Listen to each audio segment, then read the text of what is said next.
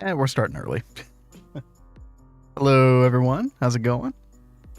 Hey, everybody. Good to be back. What's up, Yaski? Crypto Ducky, Solarius, Diddy, what up? Volans, hello. Good to see y'all. Hope y'all had a good weekend. Anybody who's paying attention to the Discord knows what I've been doing. Little Path of Exile the past 3 days. It's been good. It's been real good. What you been up to, Kat? Besides deafening people's ears. Yeah, I'm so sorry. It's okay, you're fine. I was just stuck to the bottom of my mug when I went to pick it up, and then it dropped. You good? I think I played Terraria a little bit. Oh yeah, you got addicted after our one stream. That was actually kind of fun. Although now I'm just like, well, what do I do? So I don't know if I'm in the mood to play that again, but I did enjoy it for a little bit. Well, and then I've just been playing Final Fantasy 14. Yeah, of course you are. No, we'll definitely get back into Terraria. There's so much more to do in that game. It's crazy. But yeah, that was a lot of fun. Yeah. But today we got Gregan to do. Oh yeah. So last time we were getting power going, and we got like 4 more turbines up, I think. And I said I was going to smelt all the dust and make all the rest of the turbines, and then Path of Exile started, and I didn't do it.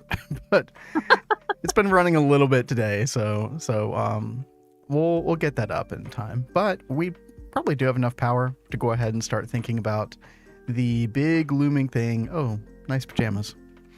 Thanks. The big looming thing that we've been talking about for months, possibly. That is ore processing.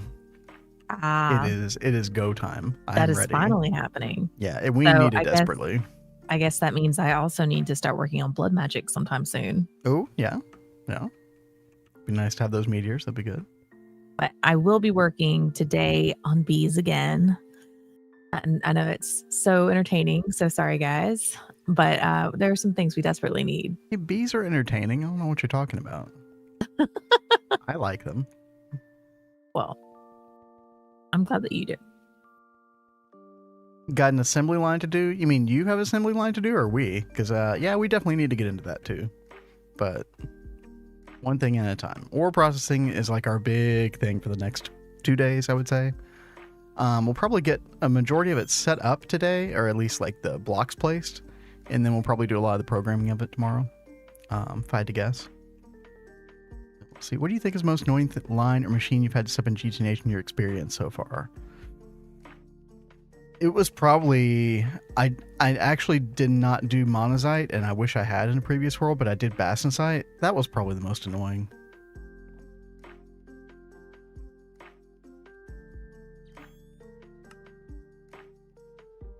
I know we got some people who have gotten much later game. I could probably offer you a different answer. So right here, basically I did a little bit, like I was on here an hour earlier, and I did a little bit of just trying to determine where things were going to go, etc. So, we got things like thermal refinery over here, and I've already sort of laid them out as quads, even though we're probably just going to make a single multi-block of each of these for the time being. But, I'm trying to think of like easy ways to be able to expand this. And so, we'll be able to expand thermal refineries all the way this way. You got multi-smelter. I don't know how many of these we'll actually need. Not as many as the other things. But we can always expand those. I am opting for single block forge hammers and simple washers for the time being. That will change over time. But I think for our initial needs, that should be fine. And we'll have room to make those later. You guys need to do... I'm already past that. Yeah, we do. Honestly, it's going to be ore processing and then probably plat line after that. And then maybe we'll get to the assembly line. Like a great room carved out by the wonders of world edit. Absolutely. Now, Diddy, you have fully converted me. There is no turning back now. Obviously, very aesthetically wanting at the moment, but at least we're not hampered by like, having to finish a building before we get started. So We got sifters here. We got ore washing plants here. I think these are the right, like 5x7 by 3. And then we got maceration stacks here, and then centrifuges here. And I think that I don't think I'm missing anything. I went and looked at my previous world to kind of roughly remember how things were. And we're going for a system that is, I think this is similar to what you guys are doing on the Hive. I was initially inspired by Threefold's ore processing video. I think it was like episode 37 in his season 2 or something like that. It was a great way to set things up. Now, unfortunately, we don't have the advanced stocking input buses yet. So we can't rely on like internal storage on each of the subnets for each of the processes. So we're going to just have to send things directly from one process to the next, which is fine. I am keeping in mind that we are going to be using those advanced stocking input buses in the future. So I am going to be able to easily put like ME drives here and like terminals here so we can see things in the future. So each of these will be a separate processing line. But for now, this will be our main storage. We are going to keep things stored on the subnet. I'm going to see how that goes. We may eventually just automatically send things to the main net, but I do like keeping them on the subnet, so we'll see. Are you doing basic ore washer? Yeah. So we're just using what? We're just turning like impure dust and stuff into, or like, let's say we want, purified ore, we want purified dust, or like just dust itself without having to process it first, because we don't care about the byproduct. We'll just use, isn't there an Eevee one? Wait, hold up. Oh, there it is. It's just got a weird name. Okay. Yeah, we'll just use this for now. Thermal centrifuges were my biggest bottleneck for a while. Yeah, they can be. Mine was actually, I don't know why I used a PA with macerators in it. Maybe that was before the maceration stack got cheaper or something, or like the tier 1 did. I'm not sure. It's universal ore processing system at this point. You can buffer in a compressed chest a little bit, not a lot. Yeah. Hopefully we just keep things fast enough where we don't have any huge bottlenecks anywhere. I mean, you're always gonna have a bottleneck somewhere, but we'll keep a close eye on it. So got the basement down here, and we are gonna have our main network be the white network, and so each of these is gonna have interfaces on it to feed into the white network, and this will be like, this could be like the maceration stack, for example. And then we'll be able to like filter stuff in here or have ore dictionary cards, etc. I've got a plan for like each of these things. Yeah, it's gonna be a little bit of tedious work today. It's gonna be running a lot of cable and stuff, but I have been looking forward to this for quite some time. There's something like uniquely appealing about ore processing to me. I don't know what it is, but definitely looking forward to that. Donkey Punch, what's up? How's it going? Good to see you here. Is there a reason you're skipping the byproduct? Well, okay, like what's a good example? I can't think of a good example right now. I was gonna say sulfur because, but we actually need sulfur at the moment. We're like barely making it by with our B at the moment, but I know we'll have a large surplus of this stuff eventually. So like in some cases I might just, the impure pile of sulfur dust, I may just like skip the ore washer just because I don't want to overburden our centrifuges. Situations like that. It'll be a very like, see how it goes kind of thing. And so excess go to the subnet, ME drives. Then when my miners are done, I take out the storage cells, put them in ME IO drive, and just make it so that the machines are the only things that can hold it. Interesting way of going about it. I'd have to think about that for a little while. Processing ores by hand was a pain. Oh my gosh. Yeah, we did that for way, way too long. Oh my goodness. Yeah, I am so ready to... like, just because I didn't want to do that anymore, I just stopped mining ore. I was like, I'm not mining any more ore unless I absolutely have to. Or, you know, we're ready. Processing, which we will be. Let's see. So yeah, I'm gonna need. Looks like I'm gonna need more ME interfaces here. Let's get another 10 or so. Kat and I were talking about the Certus bee earlier, which I think she was working on like toward the end of last stream. Mm-hmm. I had just gotten the Skystone bee. Yep. At the very end of stream last time. I'm sorry, pardon me. So now I'll be working towards getting the ferrous. No, the silicone. Sorry, I was looking at what went into that. The silicone bee, and then using the silicone to get Certus. So we're really close. Which is good because we have 54 dust left. Yay! So that's the thing. No pressure, Kat. No pressure. None at all. It's okay. Let's see. Okay, while we're waiting on those, I think I want to go ahead and let's see. I think I want to go ahead and run the ME cable, which means I do need to dig a little bit more of this out. This is basically underneath our main road. Where is it? Yeah, that's right here, coming out of the pagoda. Haven't finalized the decision on asphalt yet, but I do like the running speed of the concrete, so we'll see what happens. Not worried about aesthetics too much, at least for the next week or two. We're more worried about getting infrastructure done. And then we'll probably have a couple building streams. It's been a long time since I built anything, really. I guess the pagoda was the last thing. Yeah, I think that was the last thing.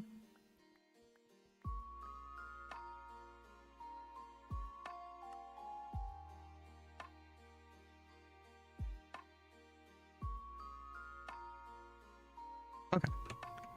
So we're gonna run our red network, which is our subnet. We're gonna run that all the way down here. Oops. If I can line this up perfectly.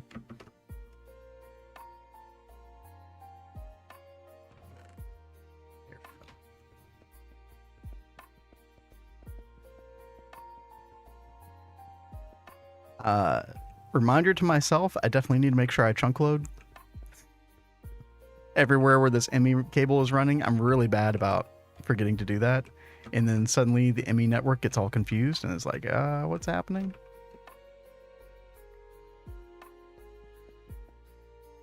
Oh my gosh.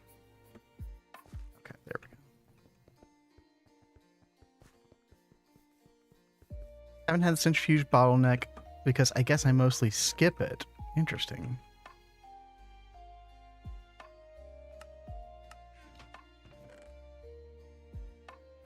I'll have to evaluate that, but I definitely used centrifuge a lot in my previous world, so not sure about that one.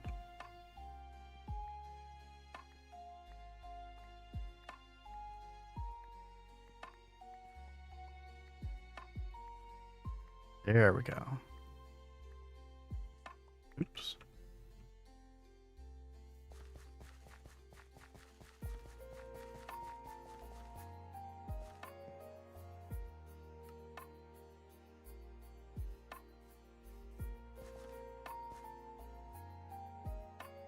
I'm gonna have to light all this up later. I did place a couple torches down, but because I really don't like having night vision on, like long term. I like being able to move around the base without having to do that, because I think it just looks better without night vision. Yeah, it looks better, but I like always have night vision on. I know. Yeah. To each their own.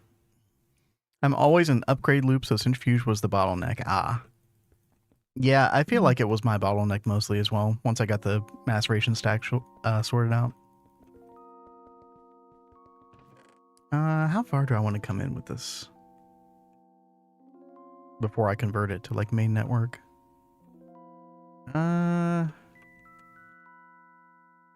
You know, actually, convert it all the way back here.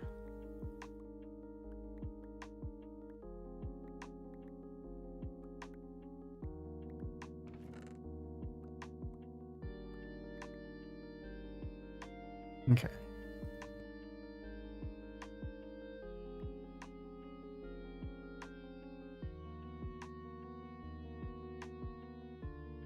And we'll make sure to color our cable, because if I don't do it now, then it won't get done.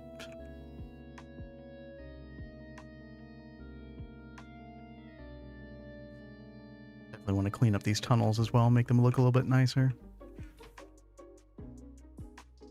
Also, never did quads for ore processing, just kept feeding it power. Well, the thing about that, like, that is definitely a way to go, and that's actually the way I did it in my last world.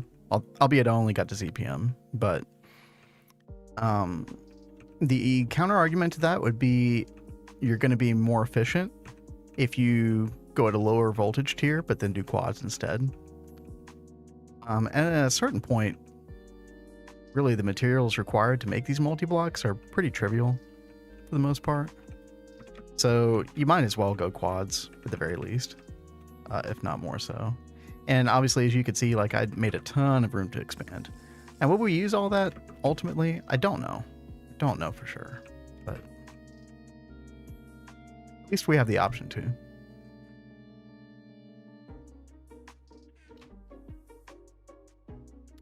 Okay, so we will get a P2P in our advanced memory card.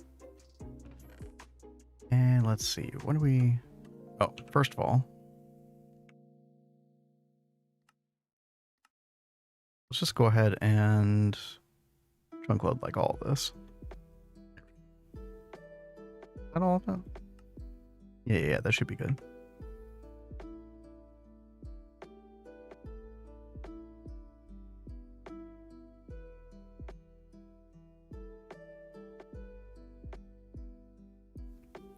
Dude, why does it say channels used are like practically 0 on all these? What? What, baby? On the advanced memory card for P2Ps, there's a feature where it shows you how many channels are being used. And I expected them to have much higher numbers than that. I think... Okay, yeah, here we go. This was like 22. Autocraft 1 is 11.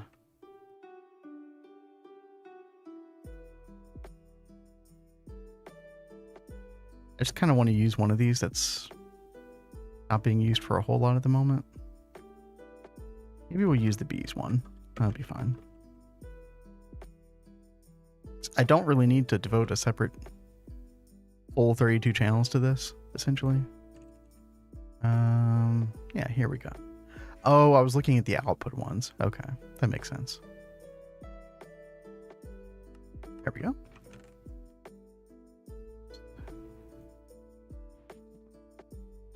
We'll put a little bit of dense cable on this.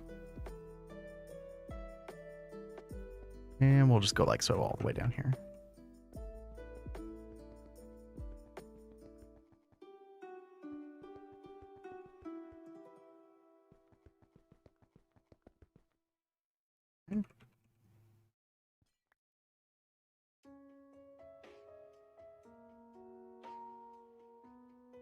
Let's see, we're going to need to power the white network. Actually, we need to figure out how to power all these networks. We'll power it from the top up here.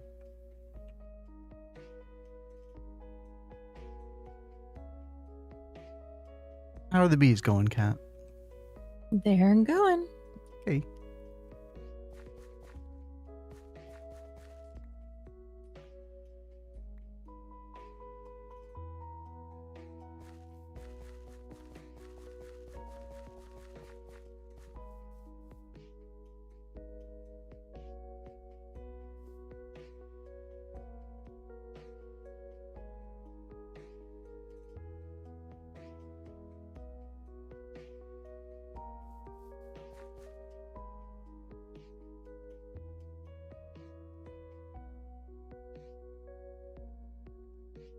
There we go.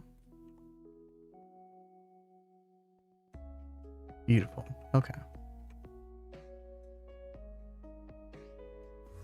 I do need to start giving these like different colors. We haven't like chosen what each of these is gonna apply to yet, but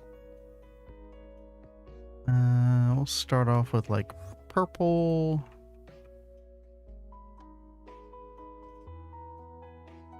And then I've also got to figure out like how I'm gonna transport some of these. Well, I don't know. One step at a time. We'll go brown for this one. Green for you.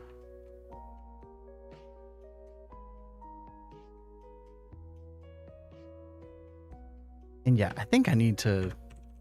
I had a feeling I was going to need to do this. We need to get like way more colors here. So we do have our old dye chests over here at the market square. Let's see. We got lime. We got light blue. Magenta. Pink.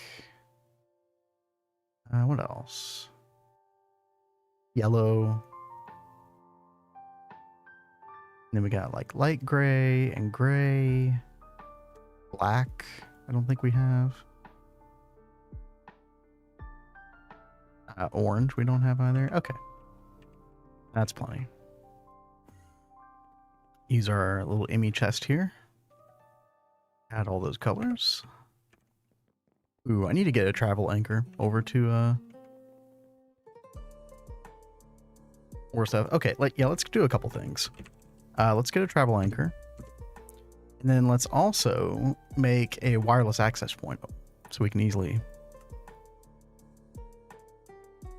access our system over there.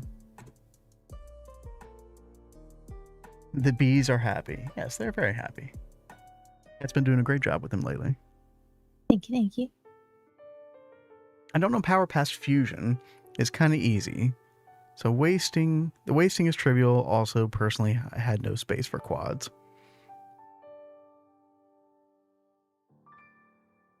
I guess I just don't know how crazy the ore processing requirements are. Because you say that like, you know, oh, it's not a big deal past fusion, but watch me have power problems, right? Like, it'll probably be easy for me to have power problems.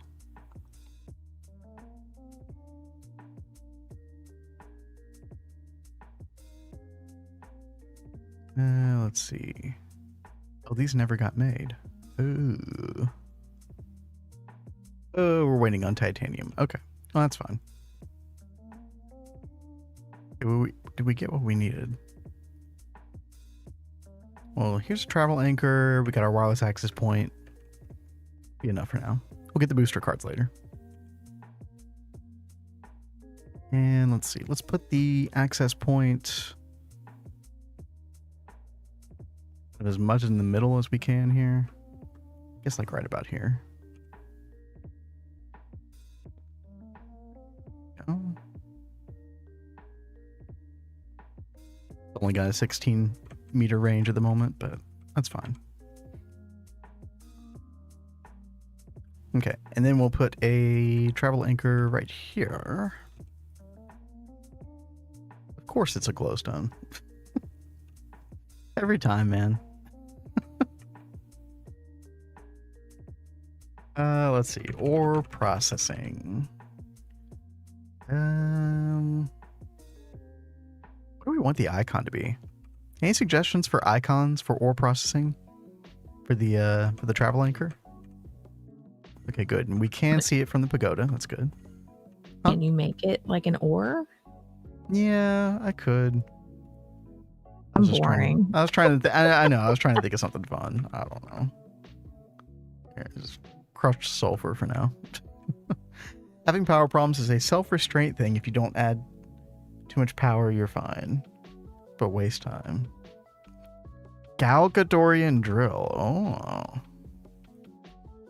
That's taking me way back to my FTP Infinity Evolve days. when I used this for the Steve's Cart tree farm. I like it. Yeah, I like that. So, okay, our terminal for ore processing is working now, so we do have power for all those things. Great. Let's see. Hey there, Entropy. Yo, Entropy, what's up? How's it going? We are working on ore processing right now. Today is the day. It's finally happening.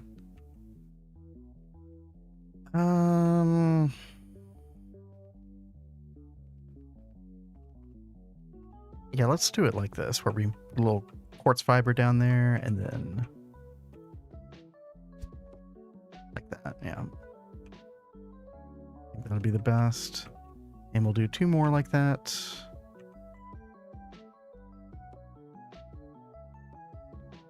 More interfaces like so.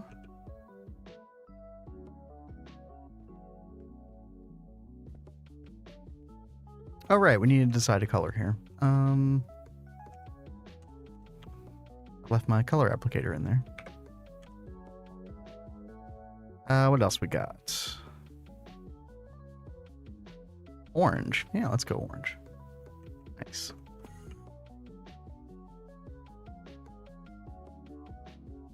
And then this was green, right?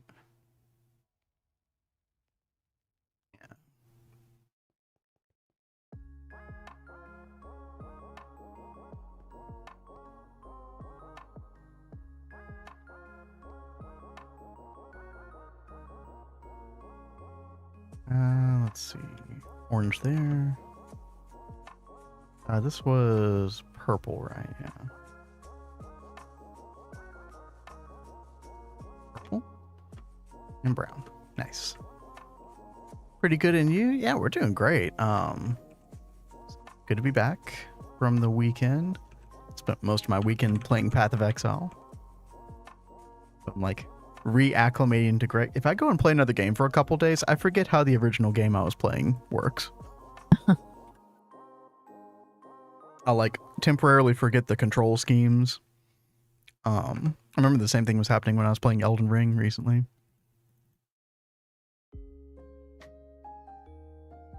I don't know. Maybe it's an old man problem.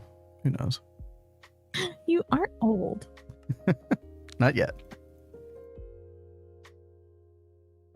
What are you building? Ore processing. Yep. Yep. That is correct. Getting all of our sub networks ready to go before we start building multi-blocks. Need to get some drives in these as well, but yeah. One thing at a time here. We do need more interfaces, but that's okay. Let's see. I'm gonna dig out a hole in front of some of these. Just so I know where things are supposed to go. We do have 5 colors over here, 3 colors over there. That's fine. We'll do one here and here.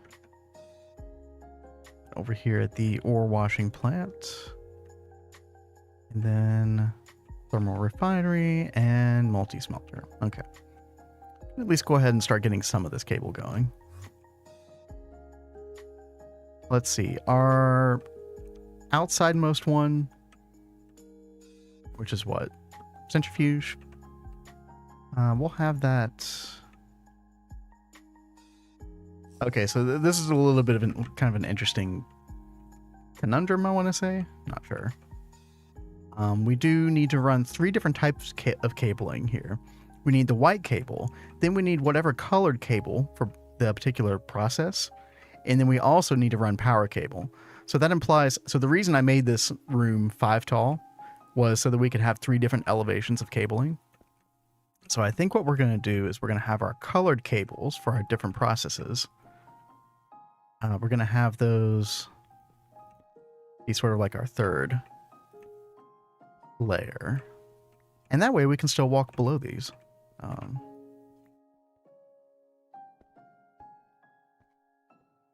It's something where if you're still trying to figure out your cabling and stuff in your world, I would highly recommend at least a 4 tall, if not a 5 tall, for certain situations like this.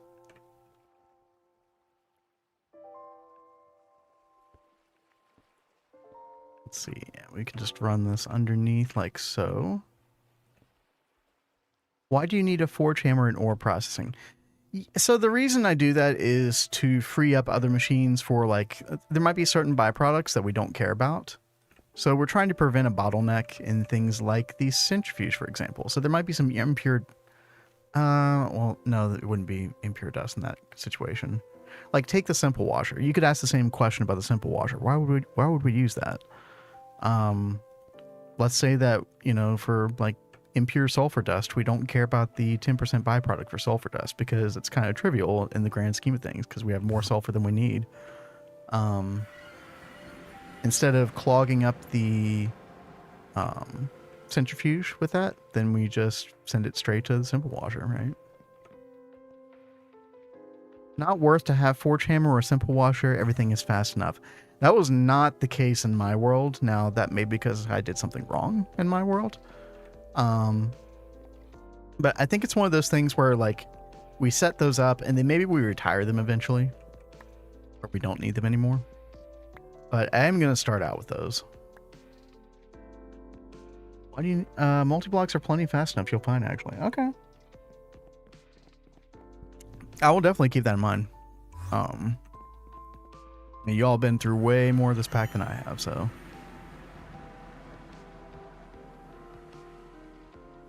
Let's see.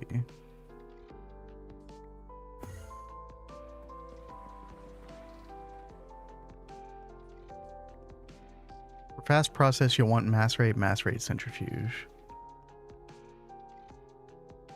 Probably depends on what it is, though, right?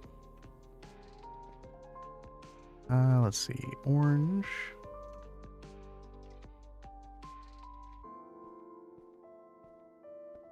Yeah, but no, I appreciate all the tips, by the way. Keep them coming. I always appreciate that. Right now, I'm just going to like set it up initially the way that I know to set it up. And then the great thing about the way I'm setting it up is we can very easily make modifications to the system. So if we find that we don't need the forge hammer anymore, for example, we can just easily cut that off and then we'll be good. When you get to the end of the pack, 90% of ores will be maceration, centrifuge. Okay. That's good to know. So that's why Greg was saying what he was. Okay. I will remember that for sure. Let's see.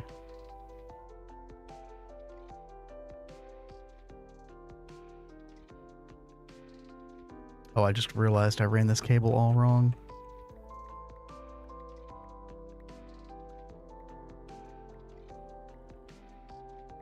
So what I should have done is run this on the outside.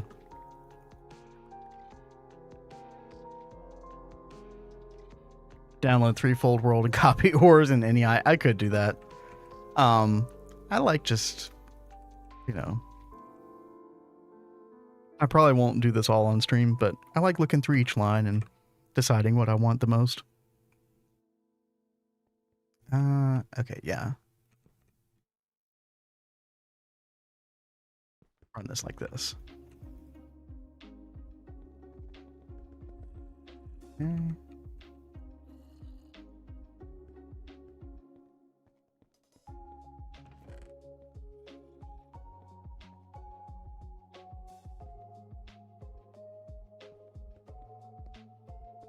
There we go. So that way we can run our other colors, like green, for example.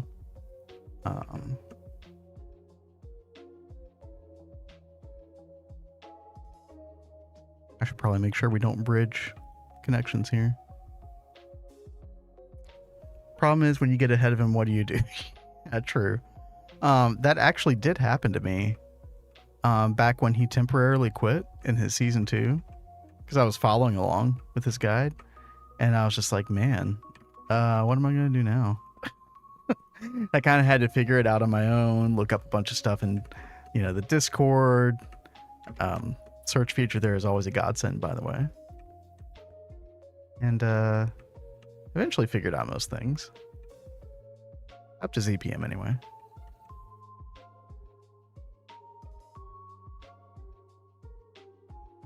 It's kind of fun discovering stuff for myself and not following, you know, a guide necessarily. Oh wait, I don't need this much.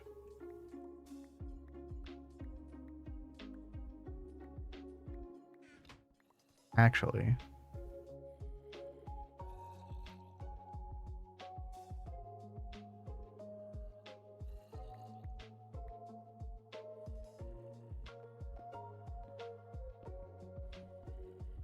God, I really don't want this to look like spaghetti. Okay, no, actually, we're gonna go on the outside like this. Our first Stargate world, Orange copied everything from Threefold for all of his setups. And then we passed 3, and then he quit, and then Orange didn't know what to do, and that was fun to deal with. Yeah, exactly, right? Yeah. I feel like you did that. That's exactly what I did. Yeah. Yeah. It was fun.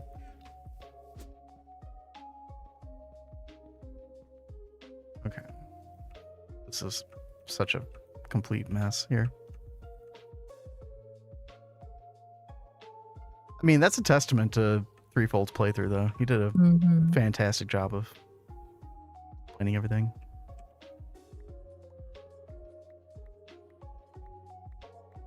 Karax the best? Yeah, I've got mad respect for Karax and what he does. For sure. It's a very different style, but yeah, absolutely.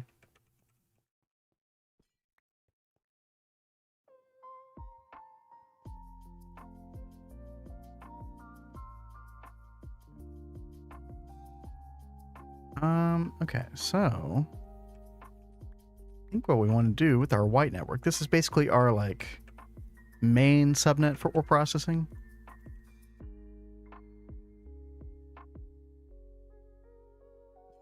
You know what?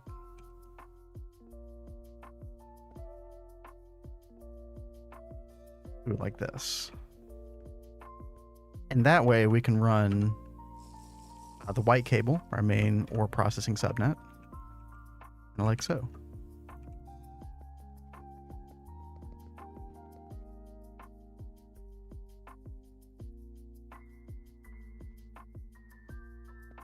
I haven't been following Karax's new playthrough lately. You doing anything different than usual? Is anybody following that? I know he was doing like a treehouse type thing, which seemed really cool.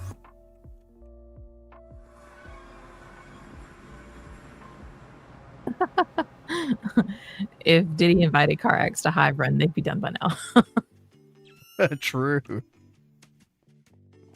Talk about like devotion and like what's the word I'm really looking for? I don't know. He's just every day CarX has a video, no matter what. Got a lot of respect for that. Wow. Yaski says, I'm also one compact for DTPF. It keeps up with 8 UIV exotic mixers. I don't even know what you all mean by compact. Do you know, Kat? Mm-mm. You don't have 16 compacts for fuel. Of course not.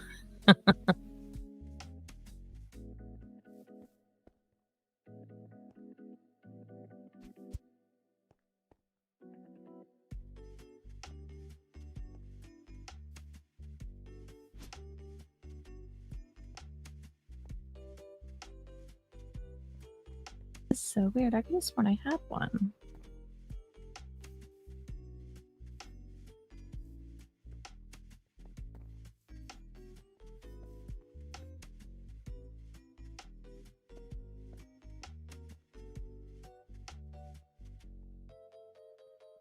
I think this is going to end up looking like spaghetti a little bit no matter what, but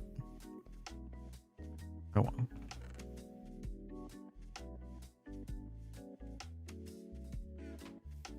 Eventually, when we're even less worried about applied logistics power, I would love to just run all of these colored cables and just use like wireless AE instead.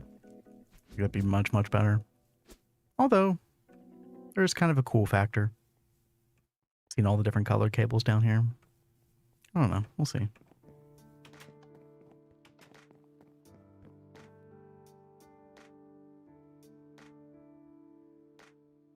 Oh, okay. Yes, he was talking to Gregtech.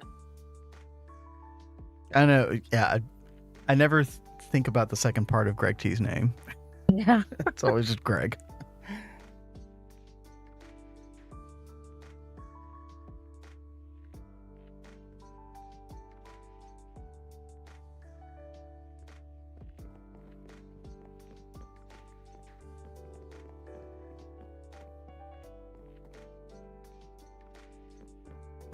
Let's see.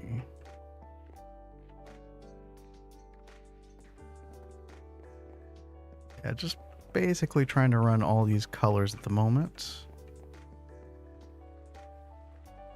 I'm like bridging these networks like crazy. Hopefully they don't get too mad at me.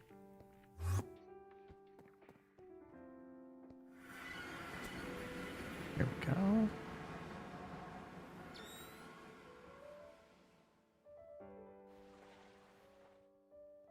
Okay, and then we'll have on our next two be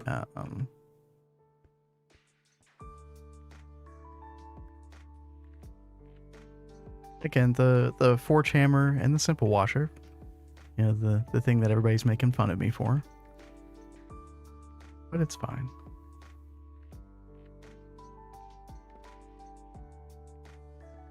I'm very confident in my mistakes.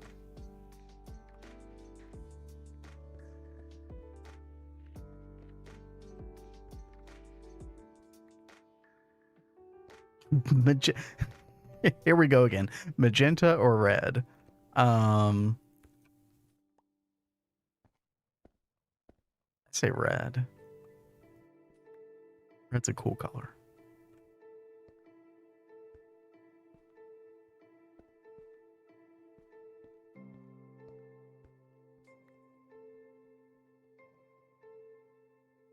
American flag. Hell yeah, brother. That's right. You're so funny. What do we want here? Let's go with just like boring colors like black.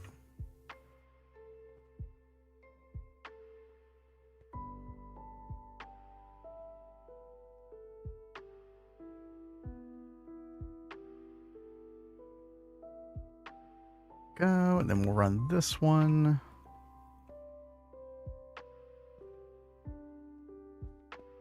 Beside it. Oh wait, no, actually. Run it the other way. How's it going on your end, Kat? It's going. I could have sworn I already made the Ferris bee, but I can't find it anywhere. So Oh, well.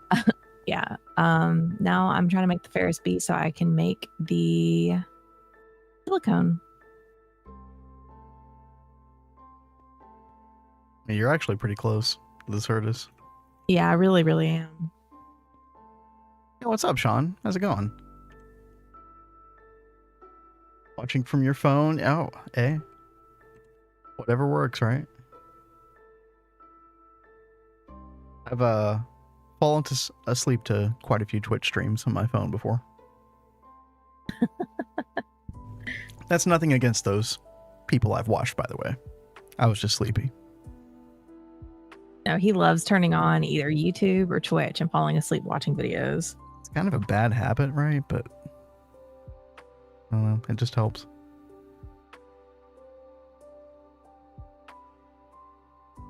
You just always have games on the mind. Yeah.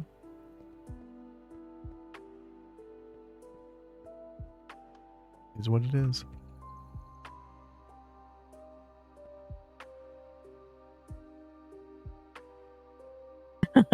Greg says he used to watch CarX on his laptop in bed to help him fall asleep. Oh, nice. And actually, CarX has a great speaking voice for that.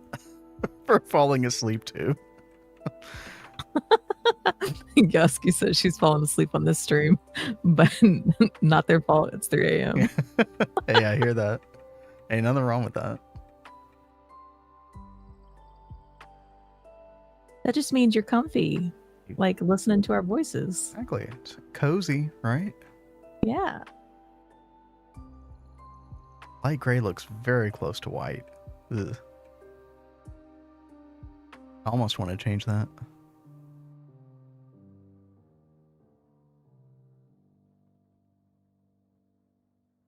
Yeah, we'll see. Anyway. We've got 2 more to do. We've got...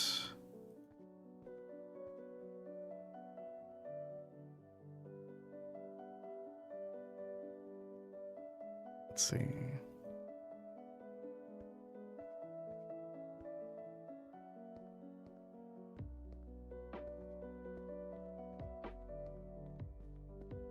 Soothing voices helped get in a restful state. Yeah, absolutely.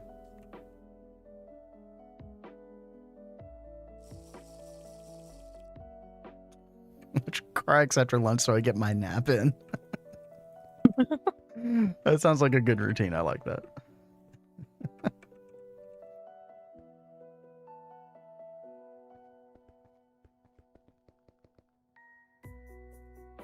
Oh my gosh, I made 512 glass cable and I'm actually running out. Oh, wow.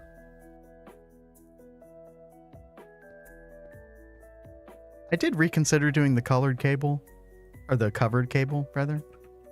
And I don't know. Something about the way the glass cable looks that I really like.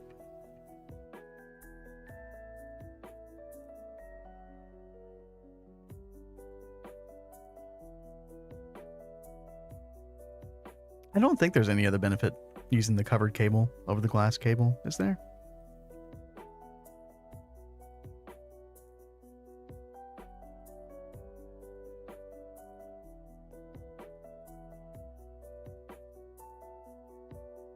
We'll make this one light blue.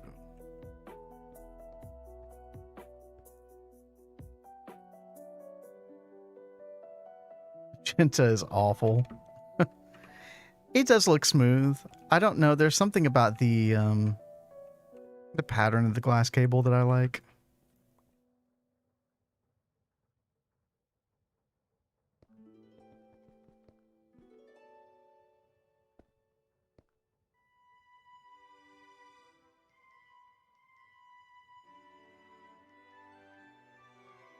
Maybe because they kind of stand out more as a texture.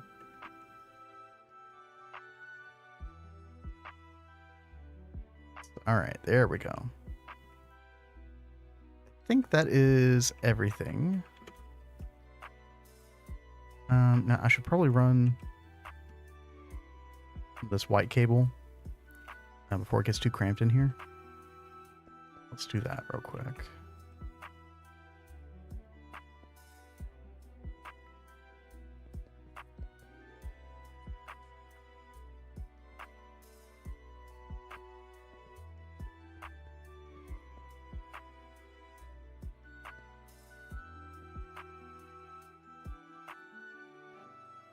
Being a little cantankerous.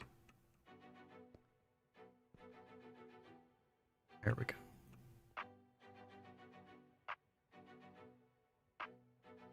I might need to change this to dense eventually. See how things go. Maybe put like a controller here in the main intersection of it. Will all be replaced by wireless layer. Yeah, exactly. Yeah.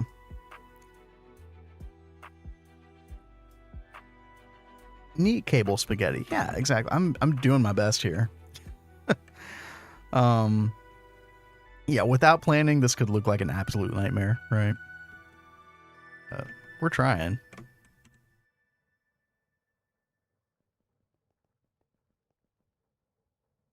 Okay. And then we'll run this all the way down to the end of the magenta here, and then I think we should be in good shape. Again, white is our main subnet for processing. So whenever something is done in a machine, it always goes back into white and tries to find its next home, whether that's in the drives or another machine.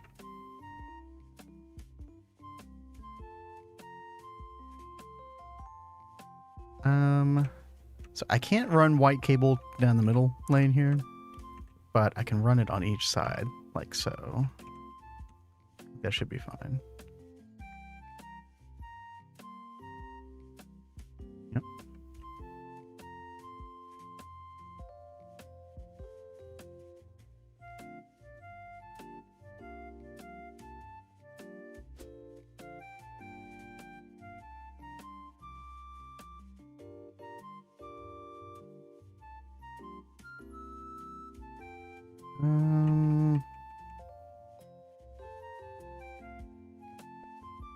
Run it like this. There we go. Perfect. All right.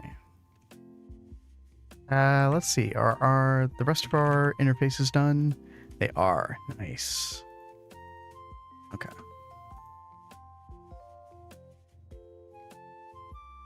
We got our 4 down here.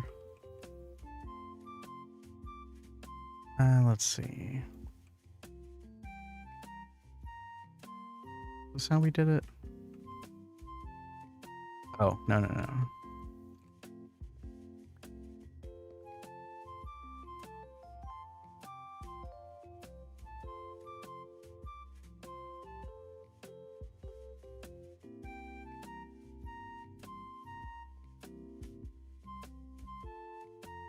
Oh, I just realized I did this wrong.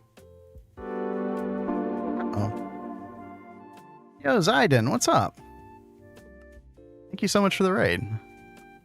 Come on in, everybody. We are doing the beginning stages of our ore processing. This is going to be the long-term future of ore processing. Shamefully, we have not done ore processing at all in this world. Or, well, we have manual ways of doing it, right? But we haven't done the automated way. So, definitely about time to take care of that. Hey, I hope you're doing well. How was your stream? What are you getting into these days?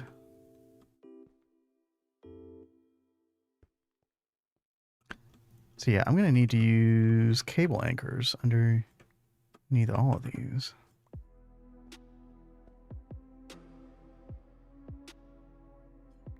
Oh, whoops. Discovering like several mistakes here.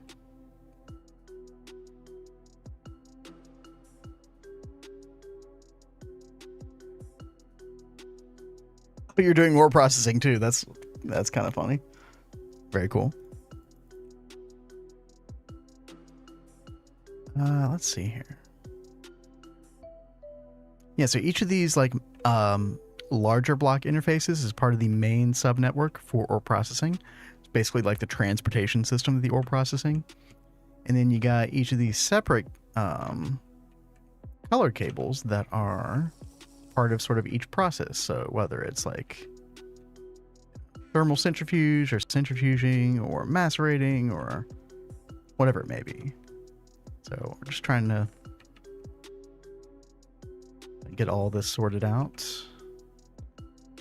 Yeah, we'll sneak in the green cable back here. Zayden's doing the fish traps for biodiesel. Oh, nice. Yep. Very solid. So that he had a brownout in his base last stream. 32 fish traps aren't fast enough. Yeah, so we have 36, and that definitely wasn't fast enough either, unfortunately. So I definitely feel you there.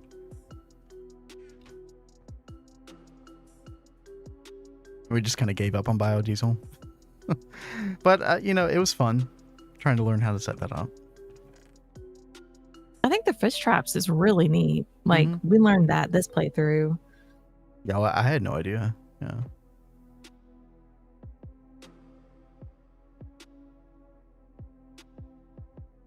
Okay, I think with that cable anchor stuff, that should work. I'll need one there.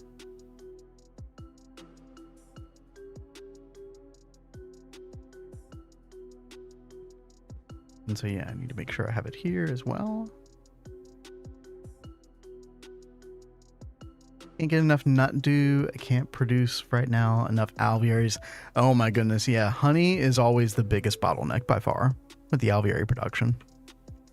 It's crazy. You don't see it coming if you don't know. Well, saffron bee is the way to go to get Yep. as much honey as you can. Yeah, if you're not doing saffron bee side end, I would highly recommend that one.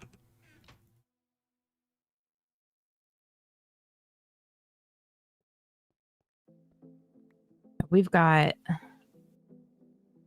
2 going for saffron. Mm-hmm. And then we've got production upgrades on the alvearies to help with that as well. The electrical stimulators. Mm-hmm. Yep.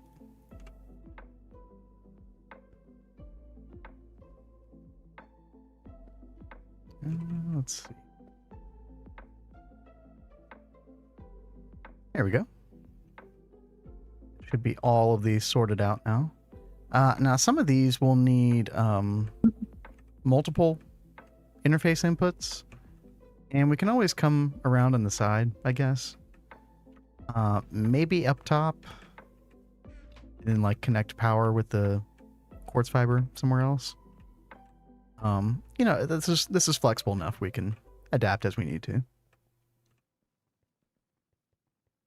Full super tank 4 with honey. Oh my gosh. That's a lot of honey. It's what, 3264? No, 32 million liters.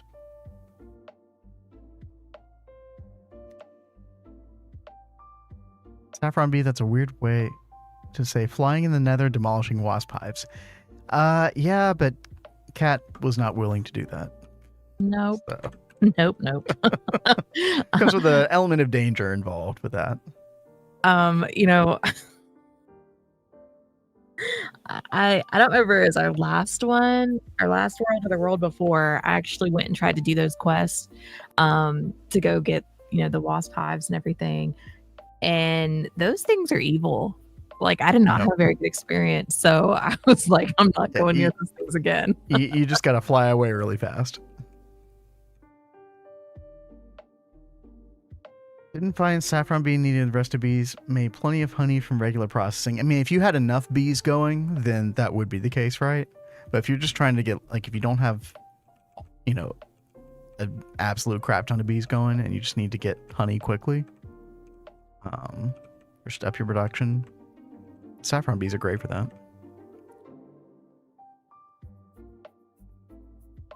Most of that honey is coming from my ash bees. Ash bees? That's interesting. What are you using ash bees for? Well, you use ash bees for CD a couple comb. things.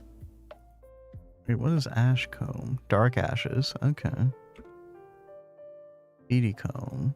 Yeah, I've seen CD comb before. Nut dew. 90%. Oh, for seed honey. oil. Yeah. Isn't there a CD bee? I think there is, isn't there? Yeah, I'm pretty sure there is. I think that would give you better CD comb yield. Or there's a CD comb, but Oh, maybe not. Oh no, 15% is the best you can get for CD comb. Yeah, and then ash bee, and then you can use the ash combs for like carbon and stuff. Cool. let's take a peek. At For our seed oil, we've just been using pumpkin farm. It's been working great. Yeah, that pumpkin farm is amazing. I forget who suggested that. Oh gosh, it was a long time ago. Yeah, I don't remember. that was a while ago.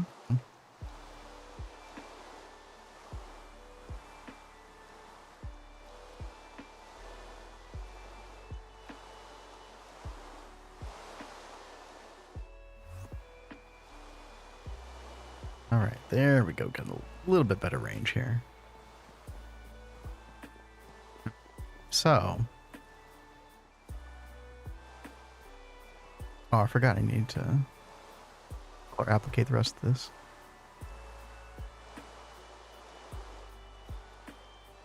Oh boy. What? I gotta make another stocking input bus. Oh, already ran out of space. Mm-hmm. I was thinking about this earlier. Yeah, we definitely need to get a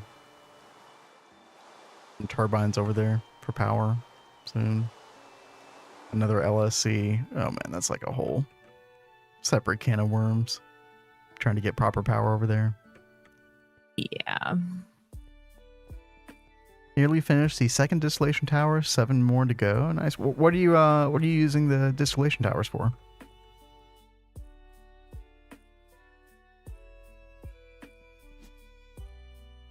Okay, so my big question is we need to get some storage drives here already.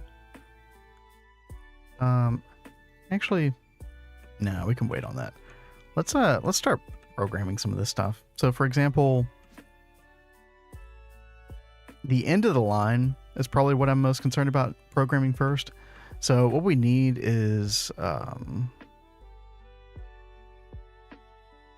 actually we need like a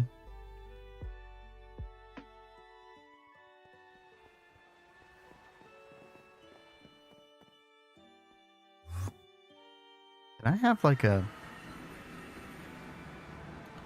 Gosh, how did I do that? Uh-oh. Yo, have a good one, Zai. Take care. Oh, I just saw his message. Oil about them not being processing. happy. Ah, gotcha. Yep, very, very important.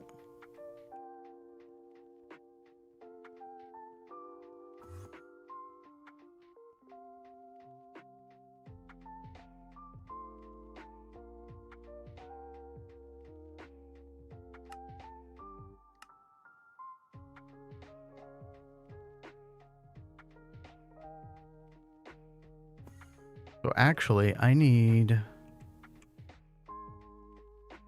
another network.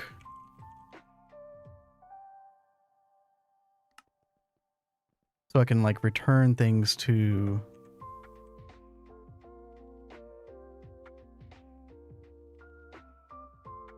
drives. Oh man, I'm like confusing myself here. I think we want our storage subnetwork to be different from our actual like transportation subnetwork. I think that what that means is we don't want this to be white at all.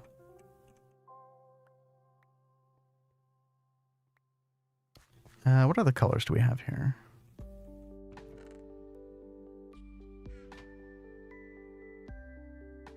He's so stubborn. We could do gray. Let's do gray. It should be fine.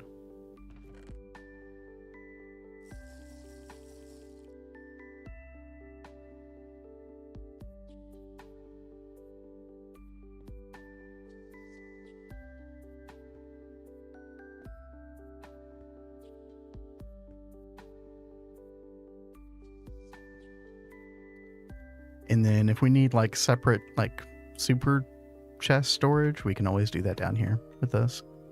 But meantime,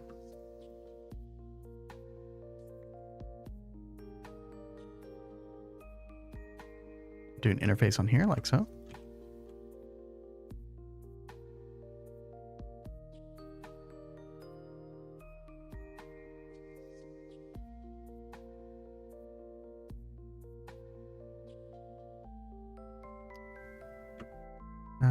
Let's make this white because we also need to transport power to this. Quartz fiber there.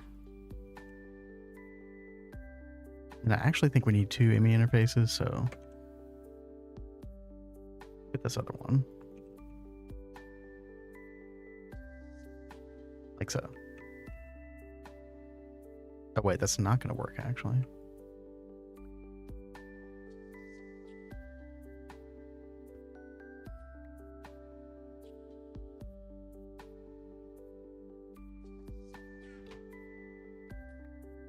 We had the right idea originally. This is gray.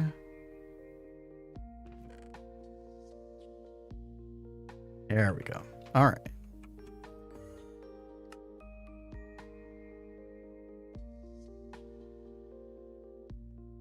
Pumpkins were not fast enough to keep for my needs. Oh, really? You guys had pumpkin seeds rolling and stockpiling. Yeah, the stockpiling probably saved us. Sean, you're right. But the nice thing about those farms with the pumpkin and being able to use like the crop manager is you can very easily scale this up. You know, you could have 9, 12, 15 fields of it with just like, you know, what, 3, 4, 5 crop managers. Very easy to scale.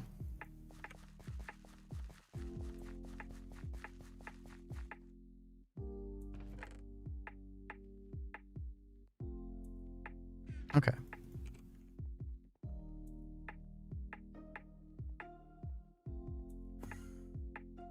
Let's see. I think we need, yeah, let's get like 4 more interfaces.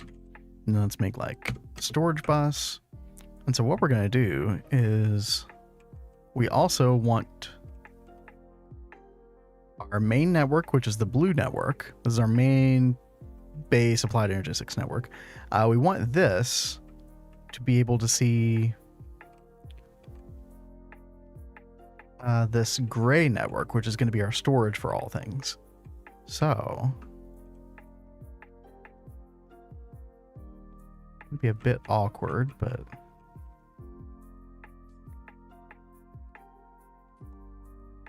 yeah, we're gonna have to move this network over here. That's fine.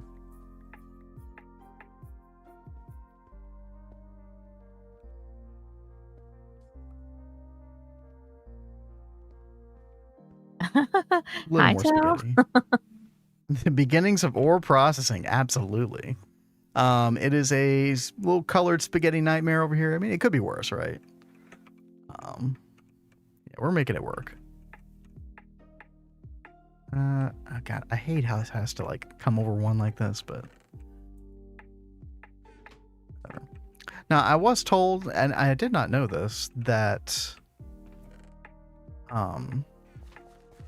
later on, it sounds like we just want to do macerator centrifuge. But I think at the point in the game we're at the moment, I believe the best way to do all this is going to be using all the different types of machines. And I kind of like setting this up anyway. Need spaghetti. Yeah, exactly. Exactly. Italians' worst fear. I don't know. You don't think Italians would like this setup here? I don't know.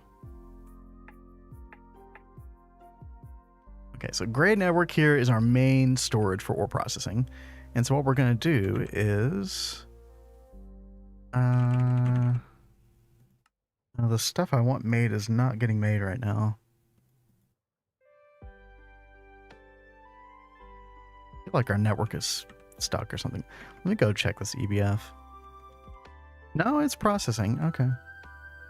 I'm just impatient. That's all. Eventually everything is MMC. Like, zero reason to do anything else, to be honest. Okay. I definitely did not know that. That was very good to know.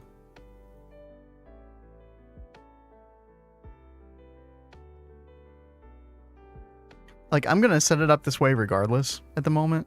But in your opinion, do you think that this is unnecessary right now? That I should just be MMCing everything, even in Ivy? Or do you think this is still worth it?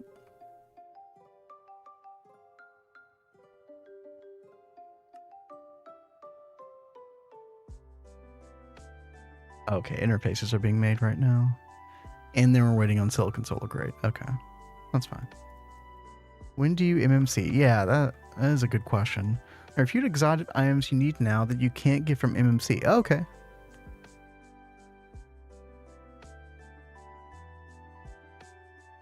Peanut Farm is giving me a super tank every 48 hours. Okay. I've always heard that peanuts are solid. The unfortunate thing is, you know, having to make a farming station for that, which I guess at a certain point that is cheap enough where it doesn't matter. But like if you're in MV, for example, depending on where you are in MV, you can't even make a farming station at that point. So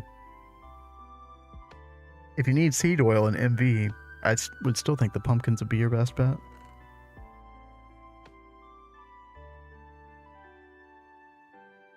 But yeah, as soon as I get an interface and a storage bus, we can have the subnetwork act like a slave to the main system. So we'll be able to see everything that's on the ore processing storage. Exotics are paying early mid game. Yeah.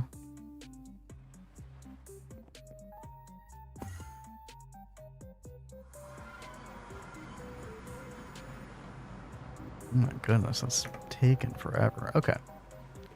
In the meantime, so later on we're gonna have IMI drives for each of these, for like so we can do the advanced stocking input bus and just have like subnet storages.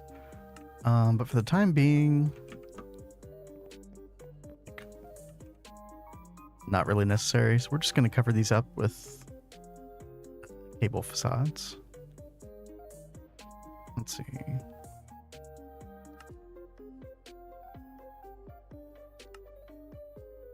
Oh, got a little bit more.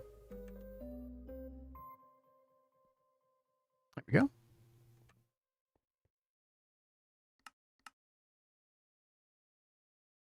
For when stopped carrying yet, like UIV, maybe UHV. Okay. That's like a nice sort of internal barometer for where, you know, keep that in mind. I mean, in my mind, those voltage ages are like a very long way away. So kind of makes me happy that we're setting this up right now.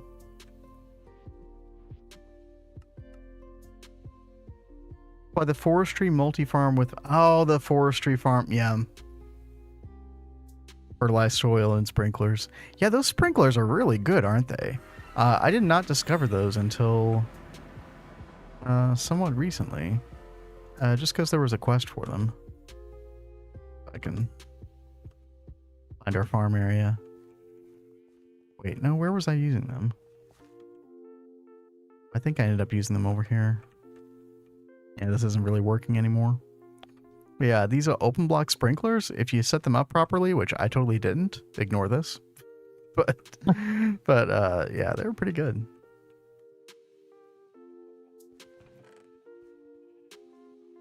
Cat, how's the bee stuff going? It's going. Okay. Trying to work on the Ferris bee.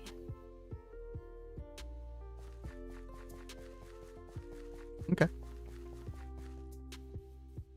Why is there no quest for the level maintainer? Oh yeah, level maintainers are great. We haven't used one yet, but I think I first used level maintainers in Enigmatica 2 Expert, I want to say. They were great for that pack. Once we're getting the majority of our ores from space mining. Yeah. That makes sense.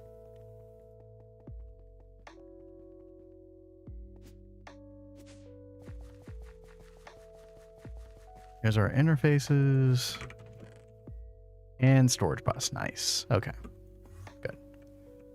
So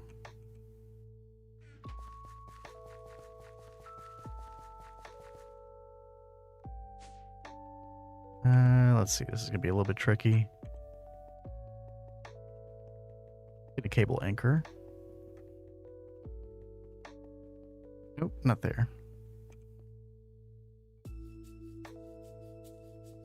We want to make sure that this doesn't connect up to white network. Okay, put that back. And then storage bus here. We'll make this blue network, which is our main network again. Oh, you can right click this to toggle. Interesting. I didn't know that. Yeah, shift right click to toggle this as well as the scroll wheel. Weird. Okay. And then we're going to do extract only, and we're going to set this to like a really low priority. So that whatever we need gets extracted from this network before anything else. think that'd be good. Pretty sure void miners aren't limited by the actual number of resources in an area the way standard miners are. I believe that's correct, Entropy. I was very close to getting my first ore miner in a previous world. Didn't quite get there, though. But that sounds right. I'm pretty sure until you get the...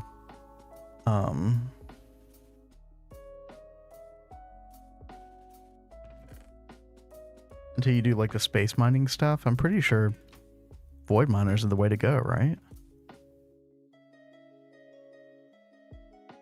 They'll just only pick up what's relevant to that particular dimension, was my understanding.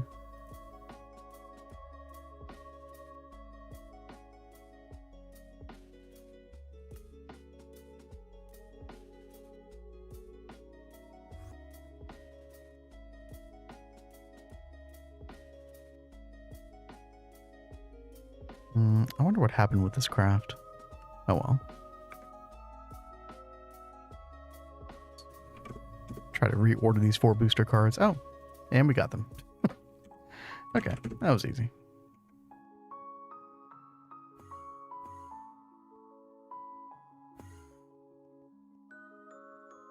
4 more. There we go. Much better. Okay. Let's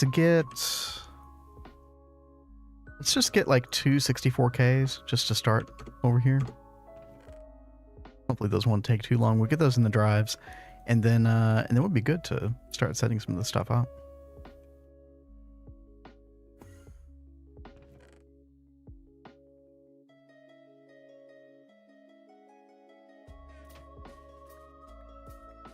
I just realized I'm probably gonna have to hook this up underneath. This is like the one situation where we have something that can't walk through, but shouldn't be that big of a deal. There's gray. Okay. Because we do need... You'll probably see why in just a minute. We do need a second interface.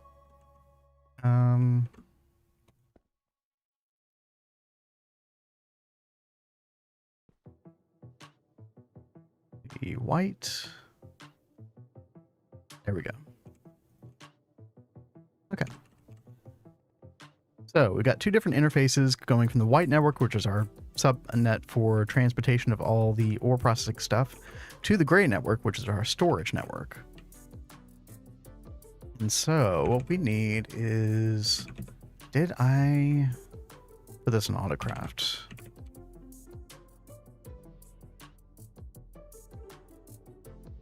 It did not. Okay, yeah, we need some ore dictionary cards.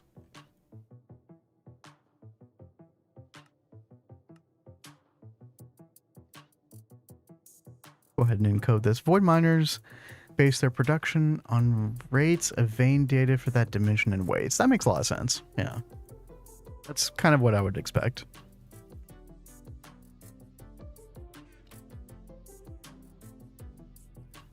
Let's see. Yeah, we gotta program the insane voltage type filter as well. We get the correct LV circuit. It's also going to go into the molecular assembler. And we're going to need 2 of these ore cards. Oh, we need zinc foil. That's a weird one. The circuit 10. There we go. Perfect.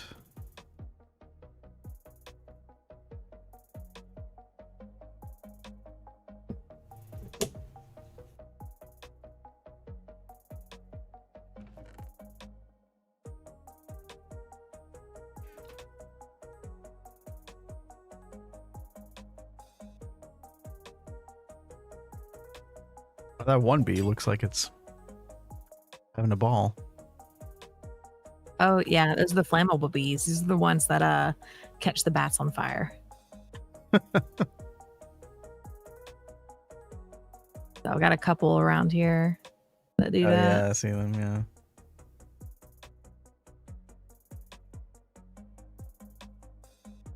Wait, which one is that one? This one's Ferris. No, Oh, no, well, no. this one's Skystone. You wouldn't think that'd be flammable, but Yeah, that's kind of a weird one. Okay. Or did it just like carry that trait over oddly or something? I don't believe so. Maybe it did.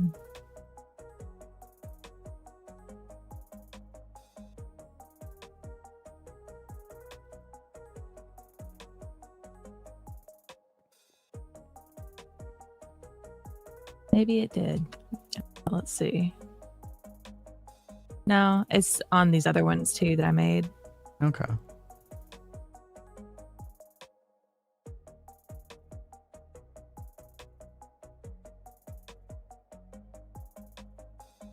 So I did just remember we're also going to need an insane voltage. Wait, is it the chest buffer that I want?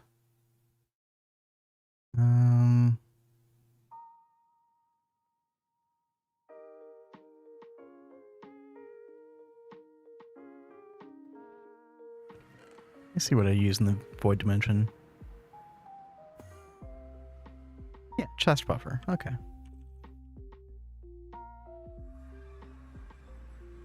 So this is what's going to transfer items directly from our like ender chest or whatever we're using to the insane voltage chest buffer, which is then going to go into an interface.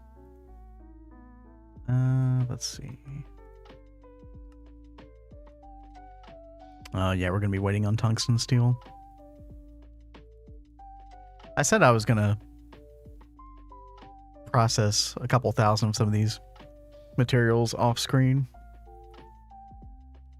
Then PoE happened. Exactly. Priorities.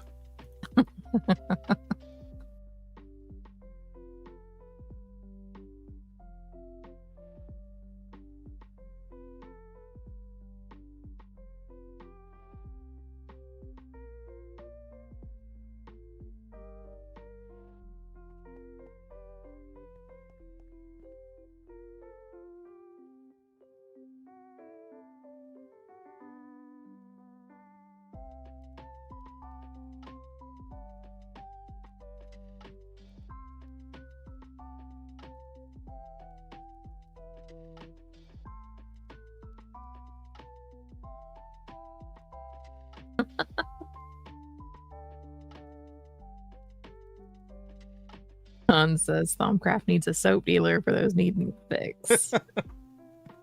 And boy, do we need a fix. That would actually be kind of cool if like one of the like imps, like, or whatever, hobgoblins. I mean, trade for the soap.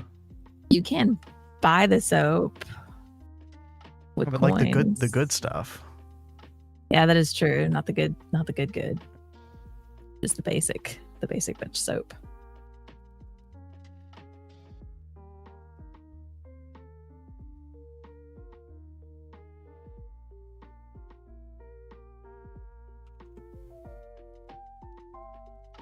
Let's see. Speaking of PoE, we're having a little PoE chat in Discord right now. Oh yeah, no, I've seen the messages coming in. Let's see.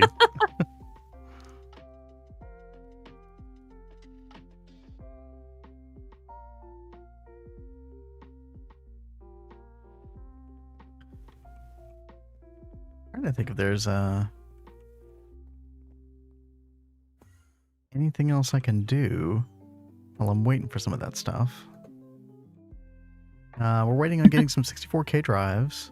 I'm distracting you. No, all good. I didn't have to get in there. I just couldn't help myself. I guess we could start on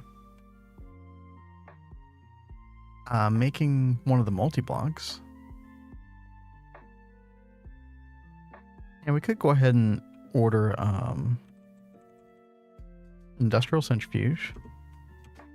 And then we need what, like, I don't know, 21 casing, something like that. I don't know if we're going to get this powered on today because we do need to run power all the way over here. And I do have, you know, the tunnel ready to go for that. We don't have any power cable run at the moment, and it's going to be that vanadium gallium 4x cable. And we're going to need like, ooh, 2.5 stacks of it. And we don't have any vanadium gallium cable at the moment. So that's one thing that I'll probably have to smelt off screen. You know, famous last words. And so we can get some power onto these machines here tomorrow.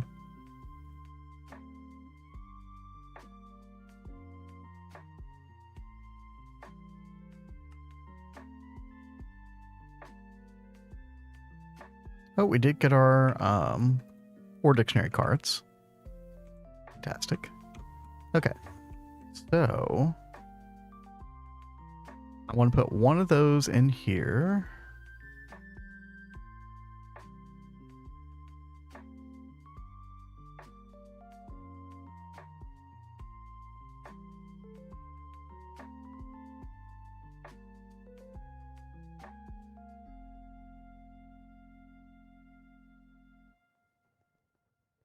Oh, I just realized something. What? Not ME interfaces I need here. You're what?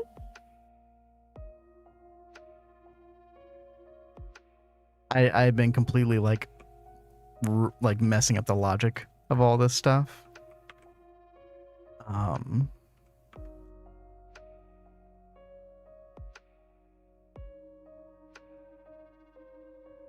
What I need is storage buses. That's how I filtered this stuff. Okay.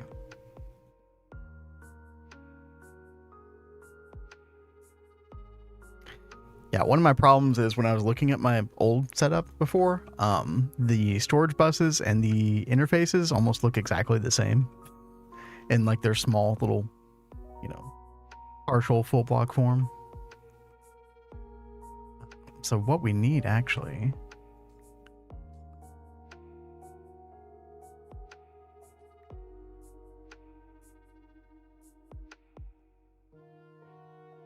so in these cases, the anchor is completely irrelevant because this full block interface is actually part of the colored network itself.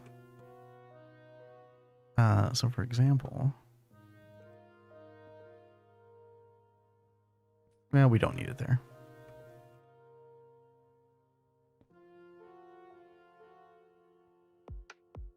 Yeah, so we want all those connected actually. And then it's gonna be the same for these.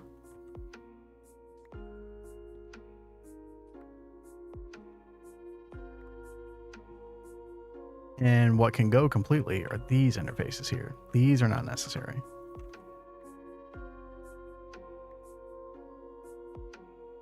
So the way the white network is going to connect up, the transportation network is going to connect up with the rest of these, is via storage buses onto the interface.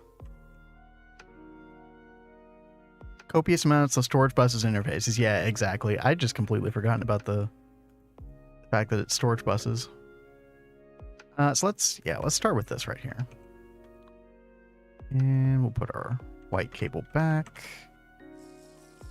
And I'm going to figure out powering each of these.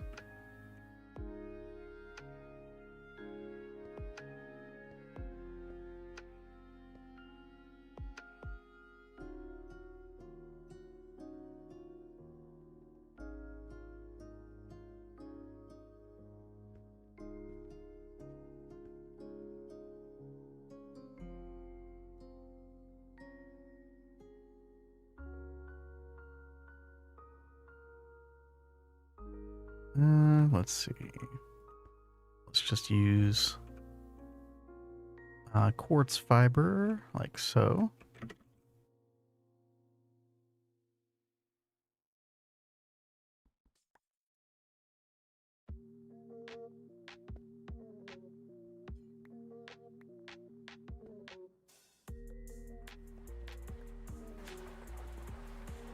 Reminds me of the Super Saurian drives.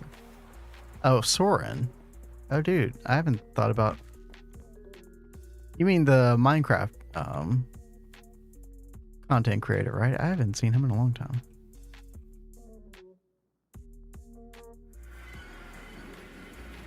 Yeah, let's get rid of these as well.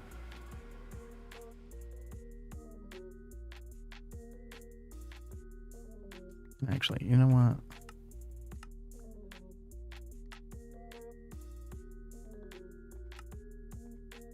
Quartz fiber like this.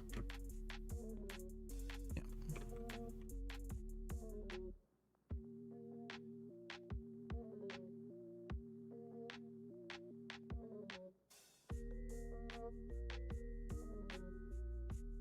Oh, there's light blue. We're looking for light gray and black.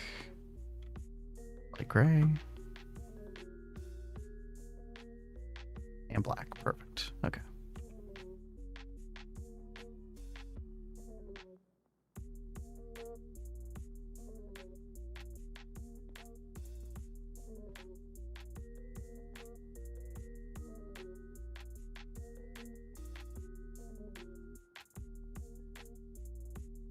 But yeah, I've never seen that setup before. Sounds interesting.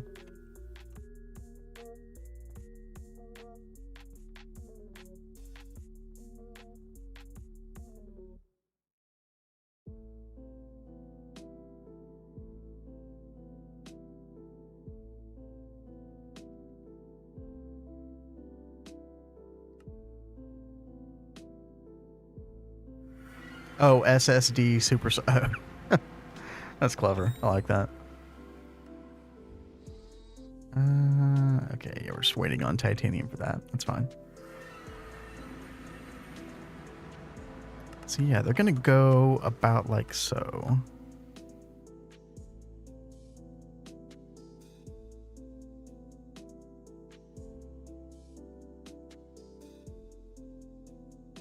Okay, so what we want here, put another one right here. What I was trying to do earlier, we're going to put these at like the highest priority. And we're going to put an OR dictionary filter card there. And then I've got a little OR dictionary string from my old setup. I'm going to paste in here. This is this right here. Okay. So basically what this is it'll put dust in. Right? And then we're making sure that that does not include the pure dusts or the impure dusts. Hence the little exclamation mark, which means not this. And then we've got gems also. And then we've got ingots also. And so those, when they enter the white network, they'll be prioritized to go into storage. And then right here, we've also got... there's certain things that we want to put in here. I'm just going to do the two most obvious. And that is purified sphalerite and galena. And I'm sure a lot of you know the reason for that. That is for indium. We're not anywhere close to an indium B yet, so we have to do the chemical processing for that. All right, good. It's basically a bunch of drives, interface, and storage bus, and you chain them so that all the drives end up only needing one channel in your main net. Oh, yeah, that makes a lot of sense. I have to go check that out sometime. That does sound really cool. I don't know if most packs ever need that kind of storage allocation, but still cool to just be able to do it nevertheless.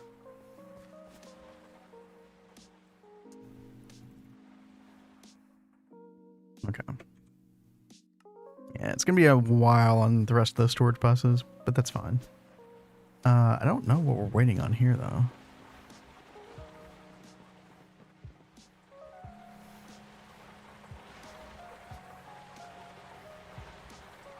Oxide sheet?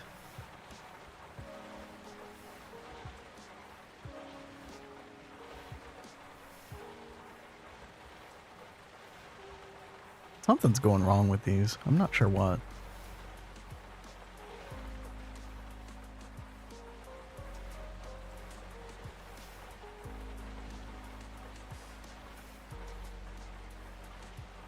Maybe I should go check things.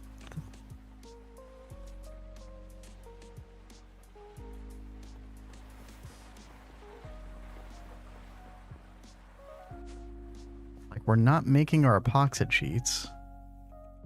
Why are we not doing that?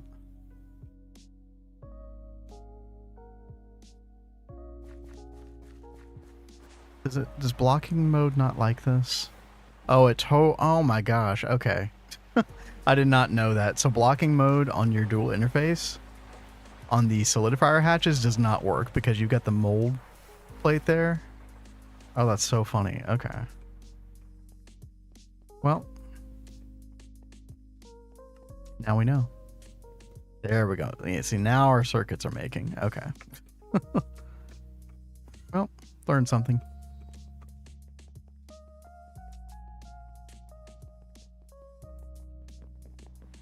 Let's see. What else can we work on? We do have a storage bus for this over here. So purple is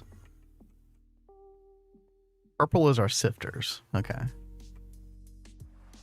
Or no.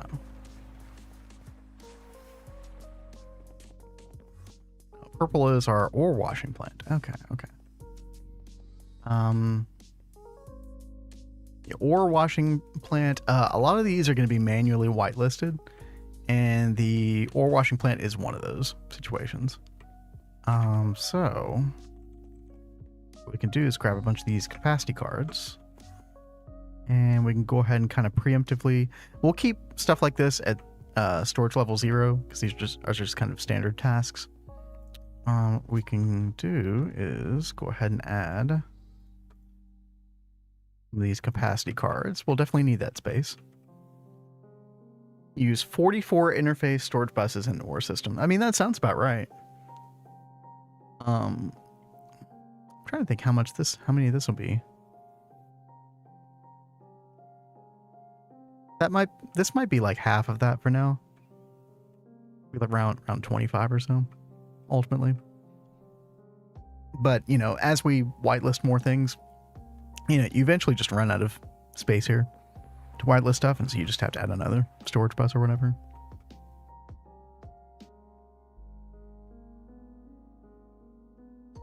I didn't necessarily need to do 2 interfaces like this, but I don't know. You know, actually, I really shouldn't do that. Let's fix this. Because actually,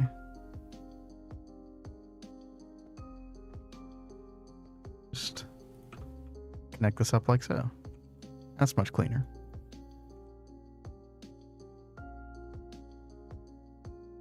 What we can do is we can put a storage bus on the side, like that. That's much better looking. Okay. And again, priority, we'll set this super high. A good portion aren't populated.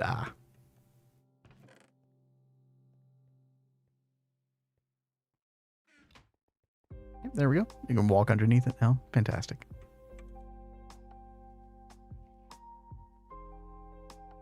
Oh, we got our other storage buses. Fantastic. Let's go ahead and order 4 more of those, just to be safe. But yeah, we'll whitelist this. I guess I should label this stuff.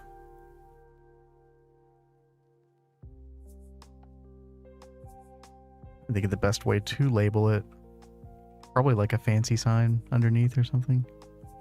Yeah.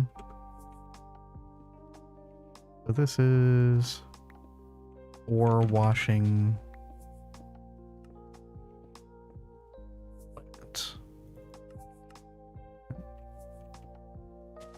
And this one, this is the sifters, I think. Yep.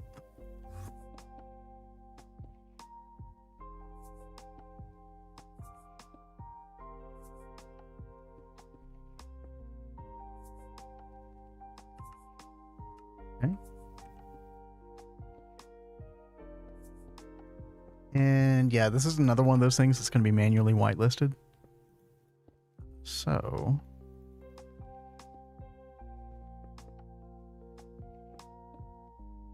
Put more capacity cards in there. And keep the priority at 0. Imagine, if you will, a drive for every ore and its derivatives. Ore, crushed, purified, dust, all neatly tucked away in a room. It does sound nice. Only like 8 things you will ever sift. I'll have to go back and look at what I had whitelisted in my old world. Yeah, that may be the case ultimately. Or maybe even at this point. I don't know. Until you get to UHV. Okay. Well, we'll play it by ear. I do want to look at like each of the ores and like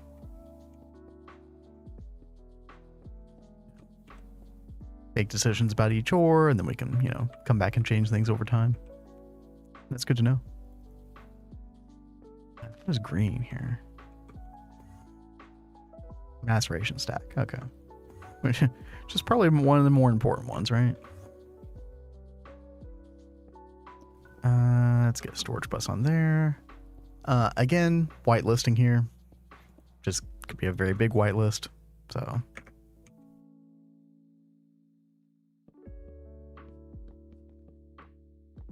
Oh. And then orange was centrifuge. Okay. Also important.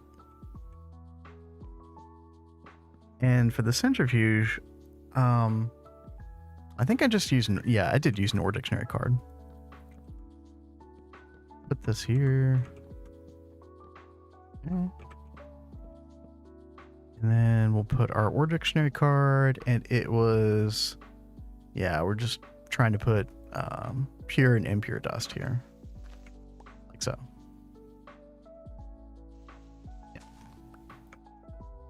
Yeah. Did our other ore dictionary card save, by the way?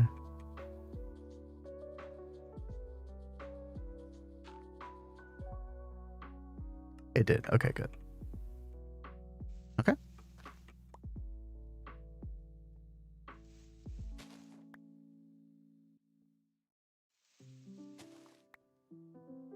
Let's see.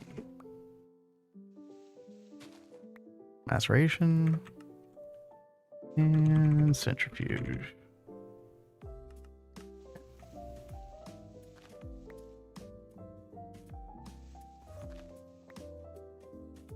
And let's see, what else have we got here? We got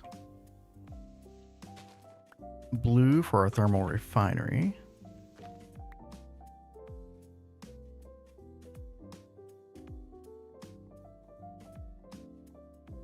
Then magenta was multi-smelter.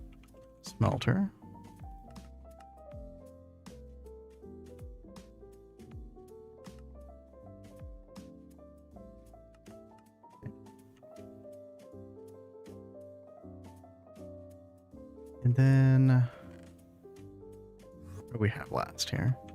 Forge hammer is light gray. Simple washer is black.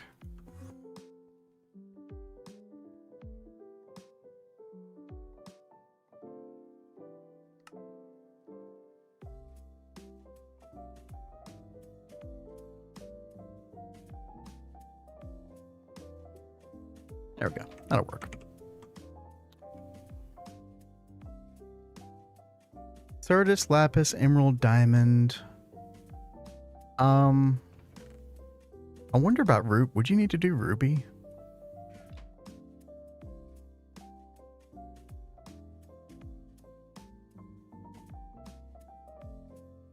There we go. Storage bus is on like so.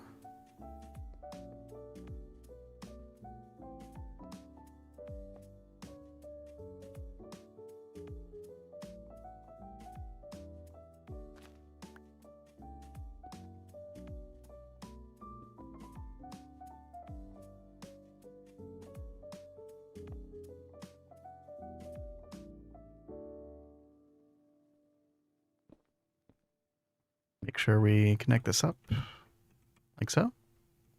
Okay, I think all the white cables interconnected now. Might want to sift apatite 2 for the forestry parts. Oh, that's a good point. Yep. Those the apatite long rods, I think. Aren't those used in something you use, Kat? What is it now? The apatite long rods? You use it to make the apatite electron tubes. Yeah. And that's used for frame housing. Yeah. Cat just chilling tonight. Yeah, Cat's I actually had to wake up Cat earlier. So she's I'm a little medicated today. Yeah. She's mega chilling. But she's still here with us. I'm just very like half asleep, very chill. I'm so sorry.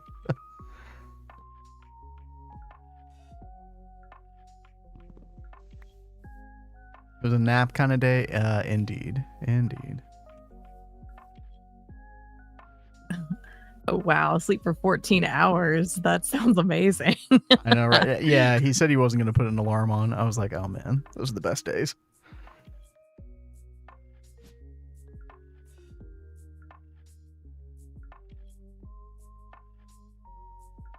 Okay, so black is our simple washer. And so for the simple washer and the forge hammer, we're going to do like 1000 priority. And I'm just going to put something random in the whitelist for the time being, just so it doesn't get clogged in here. Like it doesn't. But just things that we want to avoid other processing methods with. We'll just put it straight in there. And then we got magenta, which is the multi-smelter. Let's see.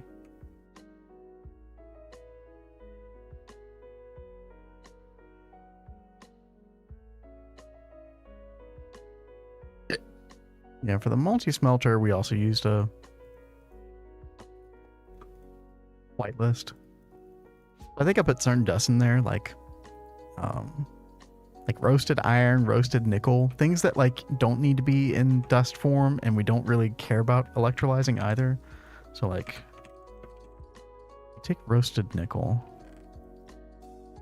You can't even electrolyze that anyway. Like, you can do a blast furnace recipe. There is a way to get more out of this. Maybe there's a case to be made that you should use this, but I mean, the lazy way is just throw it in the multi-smelter. Easy. And then thermal refinery. I think we whitelist this as well. So.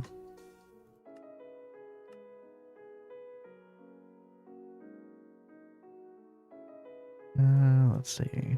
And for stuff we don't have anything in the whitelist yet, because if you don't put anything in there, it'll just like automatically put everything in there. We're just going to put like a dummy item in here for the time being.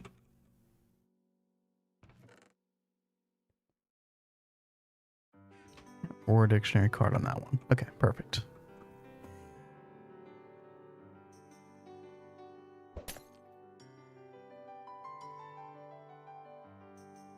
$12:30 to 2200. That is a really weird time to sleep, Greg. Can't sleep that long, otherwise I won't function as well. Yeah, there's a thing is too much sleep, right? I feel so groggy. Yeah, I'm like Sean. I typically get like 5 to 6 hours of sleep unless I'm medicated. And then I sleep a lot. Daydream about dreaming again. True. Actually, I hate dreaming. I'd rather not dream.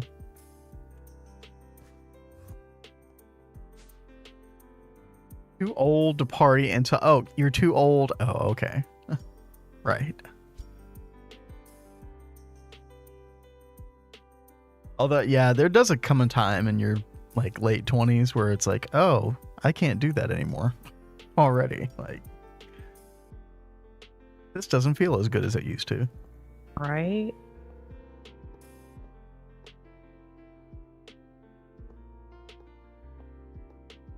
Unfortunately, I'm one of those people that has to have 7 or 8 hours. Otherwise, I'm just like running at Can't function. 50 to 70% capacity.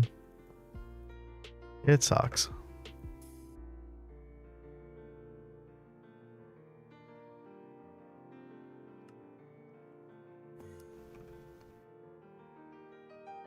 Oh, Tel's asking about your nodes, Kat. Oh, I don't think we've checked them in a while. no. We really didn't have the server on much the past 3 days, so it's been on for like a couple hours today mainly. But They're looking pretty decent. what about the one in the middle? Yeah, about the same. I think this is awesome. The I need to go get more jars. the World Accelerator is still on, right? It should be. Yeah, that's still on. Okay, cool. 300 isn't bad. Hey, nice, good. Oh, Anything? that's a problem. What? Yeah, the bee is dead. Did you have an ignoble in there? Yeah, because remember I ran out of pristines. Okay. Well, we can fix that. Yeah, I'm gonna go make a new one real fast. I mean, there are a couple of Wait. You're taking an ignoble? No, there's a pristine over in Market Square. Okay, cool. Even better. If there's any one that we want to make a pristine, it'd be that one. Yeah, for reals.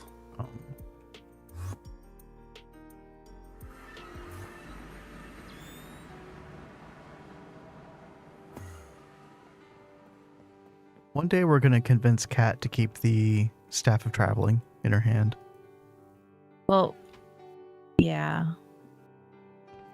I have it in my chest, which now is like planted by the bees. Yeah, that's not very useful in there.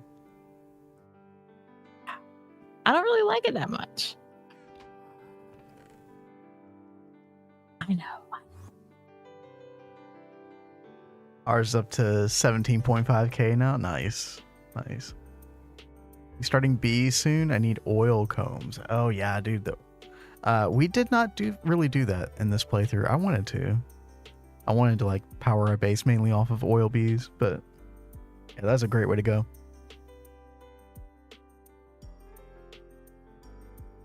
When I think it was our last playthrough, we set up the bees in the personal dimension then too, and then I did all the power with the oil bees.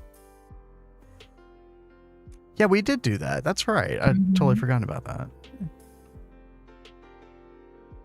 They convert to their primary aspects when energizing a node. Oh, okay. Thanks for that, Drados. You turn on the node transducer, it reduce. Oh, so it's the node transducer. Interesting. Oh yeah, I remember this thing now.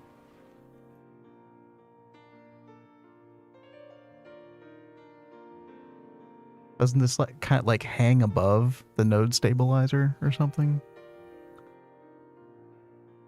I've got it in my notes somewhere. We'll get there.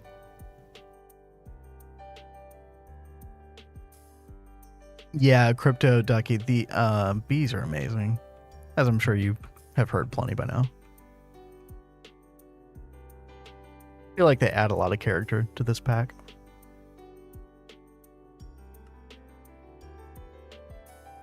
It's just great that they give you so many amazing resources. Mm-hmm. Okay, where... I've got to figure out...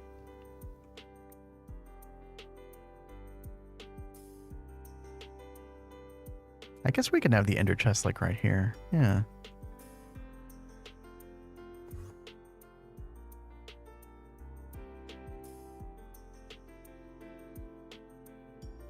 Okay. Let's do this. Get a cable anchor. We'll put that right there.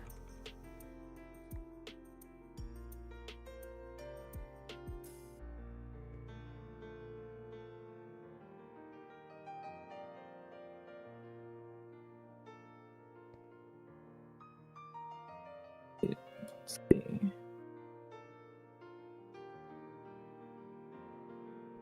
Oh, actually, okay.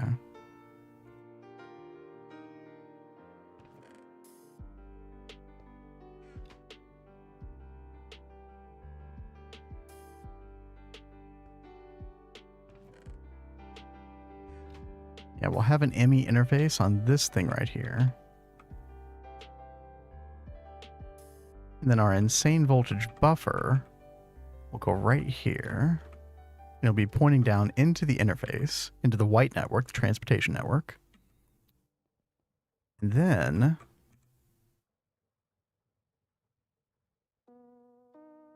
we'll have our ender chest right there. Be able to check things easily. And then I think we have some IV conveyor belts. Yeah, we got a lot of them. And we're just going to import from there. Yep. Perfect. Now we have a way of getting things into the network initially, which is great.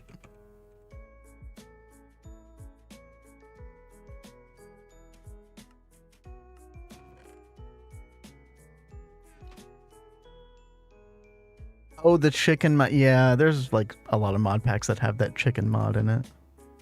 It's not as interesting as the bees. So cool.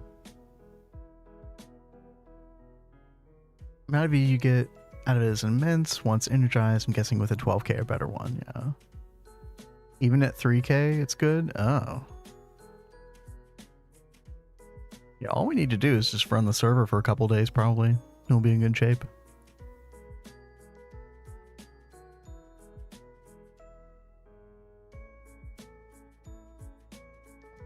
A node with 10k is only 10 times as good as a node with 100. Interesting.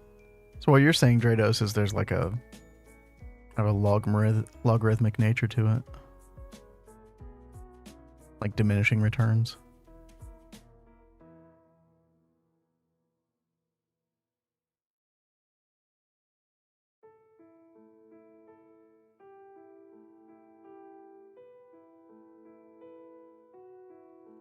Yeah, we're going to be able to upgrade quite a few things with Thaumcraft once we get that super node.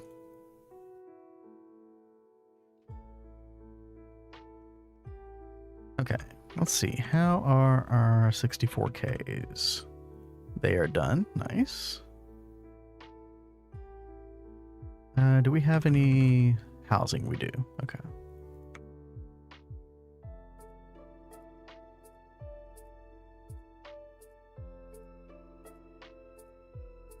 There we go. All right. Oh, right. We don't have power to this yet. Quartz fiber right there should work. Now we got power. Okay, perfect. All right, we're in good shape. I think we can go ahead and start putting our first multi-block here. Centrifuge casing. And for all of these multi-blocks, we definitely want to employ the like the output buses and the output hatches. So for the centrifuge, I'm pretty sure for ore processing, and yeah, I'm pretty sure in most of these cases it's just going to be output buses, if I recall. Let's get one of those. We're going to need an EV energy hatch. We're going to need a maintenance hatch. Need a muffler hatch. I suggest getting a few more, to be honest.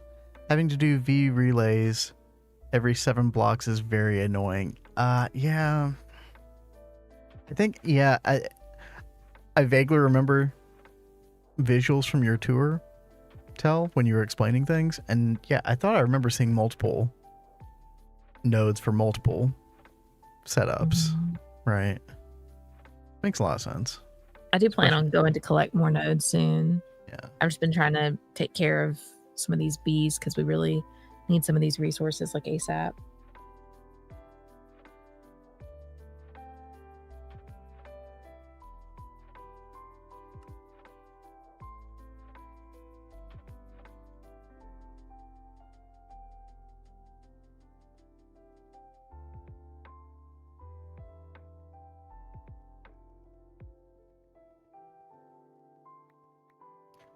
Now, like I said before, we're probably not going to be able to power anything today because we don't have the cable that we need to run all the way over here. But, yeah, we can at least start setting things up.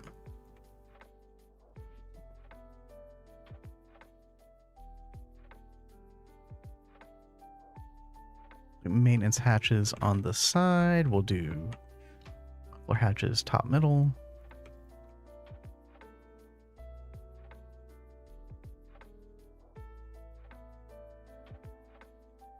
Let's see, we're also going to need input buses. Because we can't really use stocking input bus at this point because we don't want it filtered. Like, we would have to have a ton of stocking input buses if we wanted to do it that way. So we'll just use this with just like an interface on it. Or sorry, not an interface, a storage bus.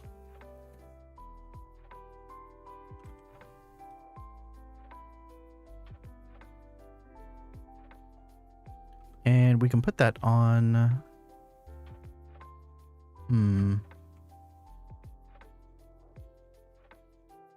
I think we want the output bus to be in the middle here. So we only have to use one channel on the white network. We'll end up using multiple channels on, or multiple input buses. You have 7 nodes in use at the moment? That's crazy. Nice. Control manipulator.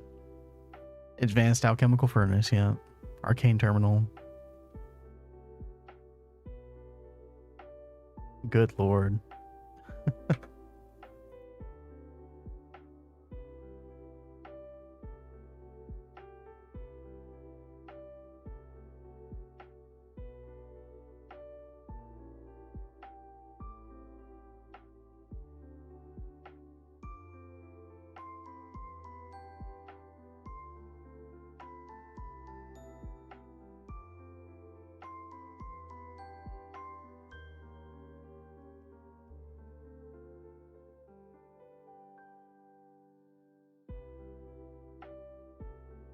Okay, there's our output bus. What about input? Yep. And then we're just waiting on the energy hatch. We need to figure out... I don't know if I ever want to overclock these. Honestly, I'd rather just like make more multi-blocks than overclock in general.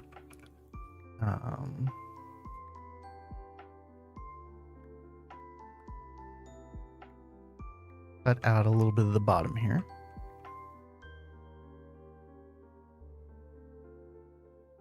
Yeah, I think output bus will go in the middle of the quad here. So that means we're going to need to get our white cable over here, like so. Again, our transportation color.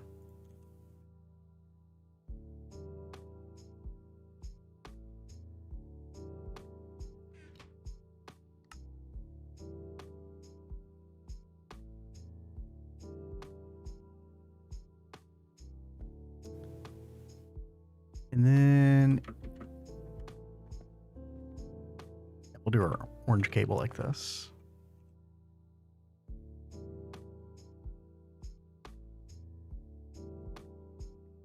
There we go. Perfect.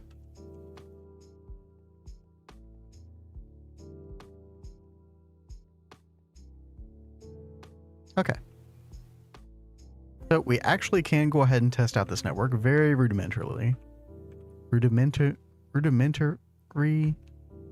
in a rudimentary fashion. There.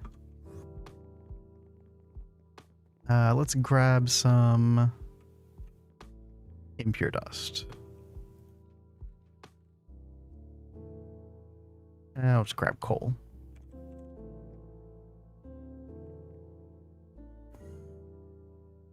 So what we can do is once I put this impure dust in the ender chest, it will go into the white network, which will be basically looking for different places to put it.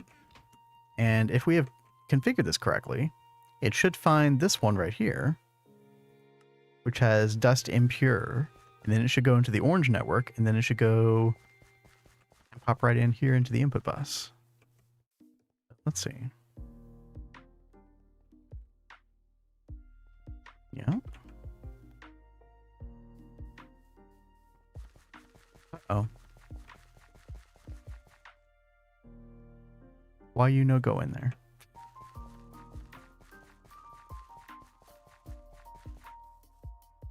Where did you go?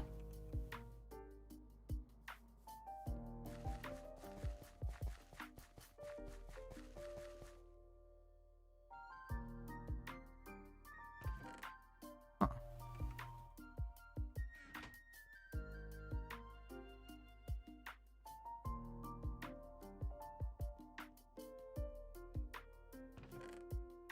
Actually, I have no idea where it just went. Well, this is why we do a test. Yeah, it's not in the buffer. It's not in the ender chest.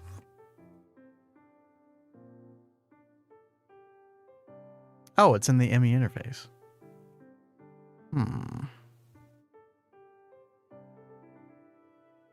Why are you acting like you have nowhere to go?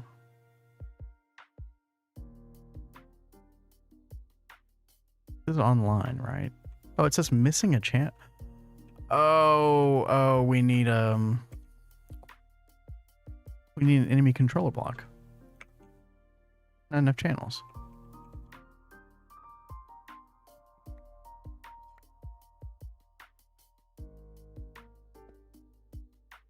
Oh, that's going to be a problem. We don't want it to connect up to this ME interface.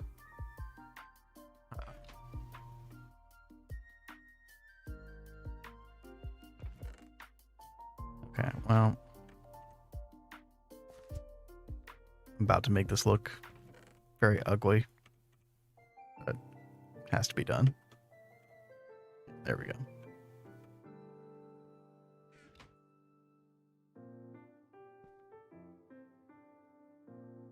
And we use a cable anchor. No, not there.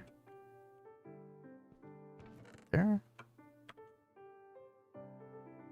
Oh, feels like a blood moon, cat. That doesn't affect you, but... It'll look nasty over there, but at least you don't have to worry about monsters anymore. Yeah, true. Just... like you said, looks really nasty. I love these kinds of puzzles. Yeah, exactly, Volans. Yeah, I feel the same way. There we go. Okay. So, this got a channel. Means it should not be in this interface anymore. Oh, but it still is. Okay. Oh, because you're not connected.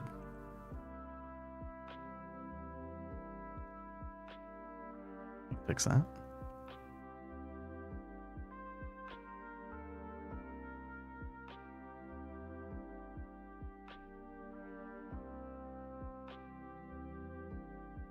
Yep, and now it exited the network, which means it should be over here at this input bus. Yep, there it is. Fantastic. All right. Support stacks. We don't really need to do that. Well, let's try it one more time. Make sure.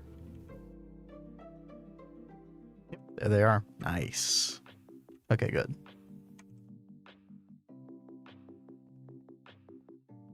Thinking of using Redion for enhancing my ruby dust generation. What is that, Sean? Redion. Or is that a misspelling?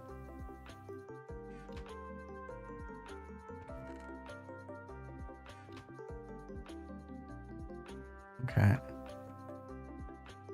Let's see. Is our energy hatch done? Yes, it is. Okay. Yeah, let's figure out how do we want to do energy here. Probably just directly underneath in the middle.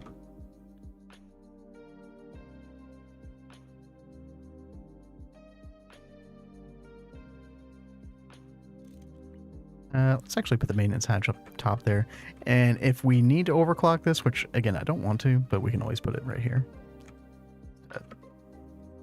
Okay. And we can just fill this in now.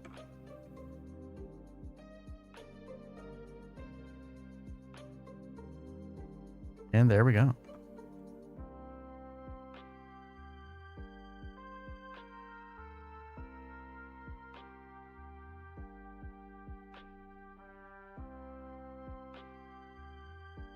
Dude, I can't believe how much glass cable I used. I think I used like 500, 600 glass cable. I'm not surprised. All of this is pretty crazy. Why do I have an extra or dictionary card? Did I lose one?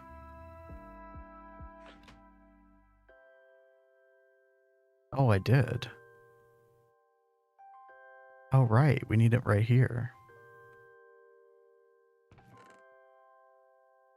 Let's see. Dude, I can't even tell what color is what. It looks over so here gross right in there now. right now. It really does. Oh, that's why I had the storage bus in my inventory. Oh, man. Okay. Yeah. It's all making sense now. So here's a question. Do you have your night vision on? Yes, I do. Oh, so I was like, well, maybe night vision would help. Nope. Like, get rid of that. That's unfortunate. You know, we could always get rid of it in the config. Yeah, we could. Red lawn with an L. Oh. Oh, yeah, I was just, yeah, I just misread that, Sean. My bad. Red lawn with an L. Oh, this stuff.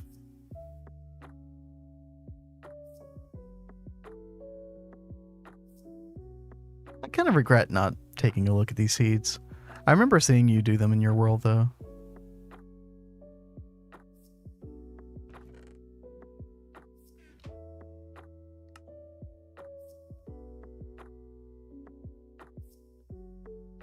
I guess I just don't understand how this works for Ruby, though.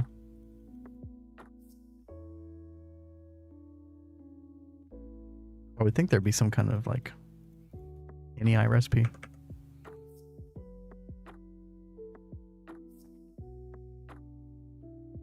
Okay, so now we can put our OR dictionary card in.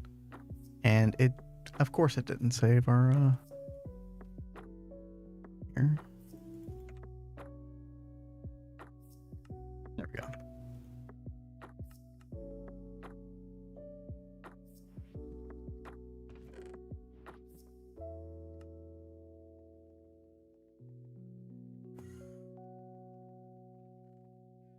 Okay.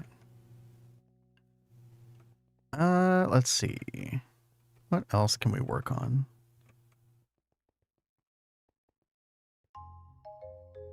Probably go ahead and work on Sifter, because we actually do have that made. Over here in Market Square, I think it's time to repurpose this.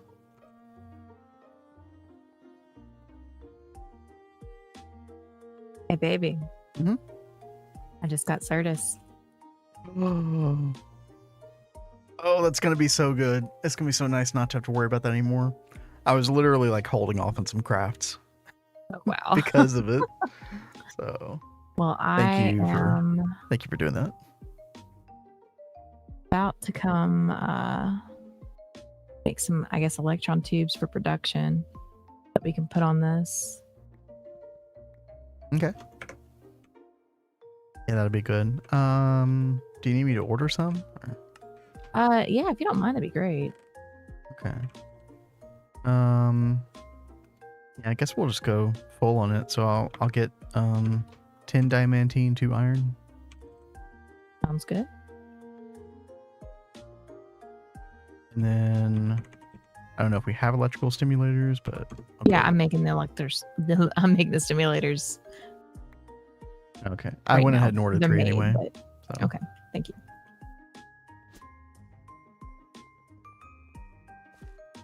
I definitely need more, but I had enough for that. Always need more. Yeah. But yeah, it is time to tear down our old sifter. I hate dismantling too many things in Market Square, but I don't really want to make another one of these right now.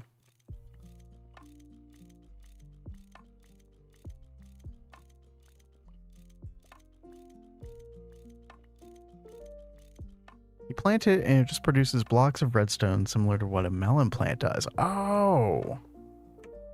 Well, that's cool. I like that.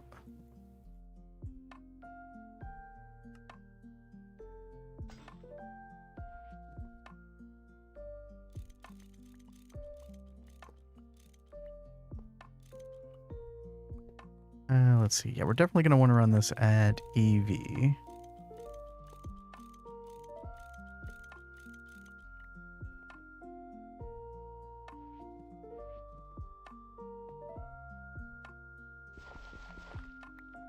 And we'll just block this up like it never even happened.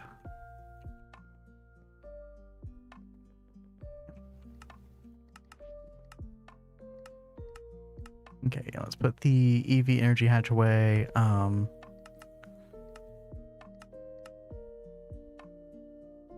Let's see, we're going to want an output bus ME. And we're also going to want input bus HV. What else? We can keep the output hatch LV just as an extra casing block. And then, yeah, EV energy hatch.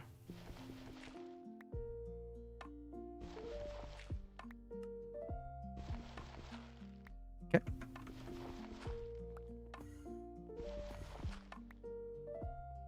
It's not ugly outside anymore.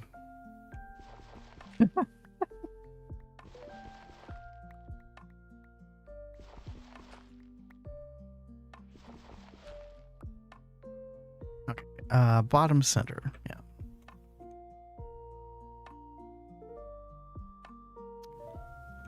And yeah, we'll do the output ME bus just like we did with the centrifuge. We'll put it in the middle here.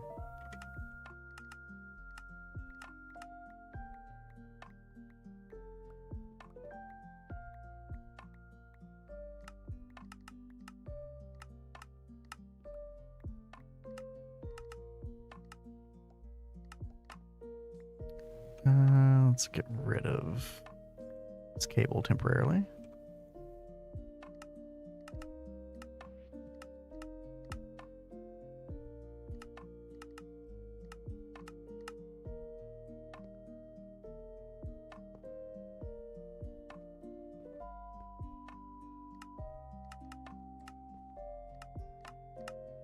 And our white cable will run up just like that. There's our output bus, all done.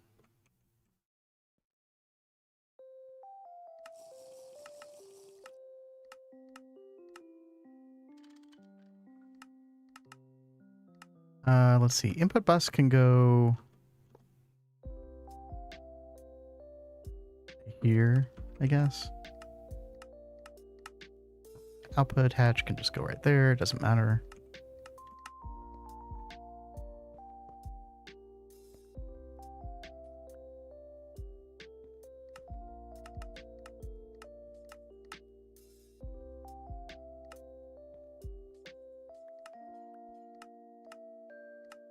Oh, I did not mean to.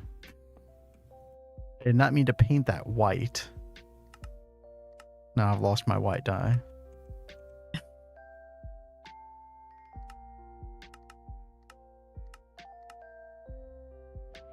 Now I need a bucket of water.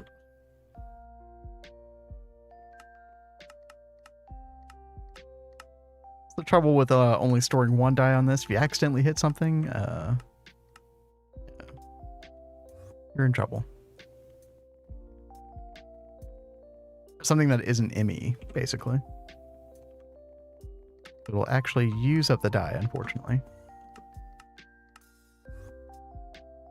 Okay. And there we go.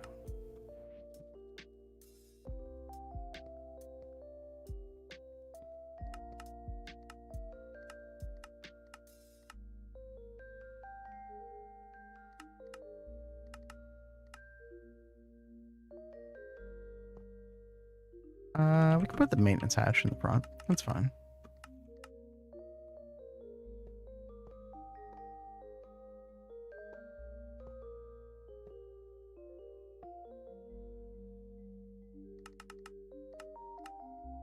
Oh.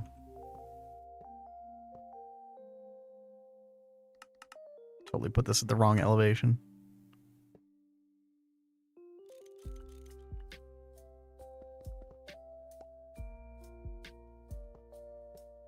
Wouldn't be the first time I've done that.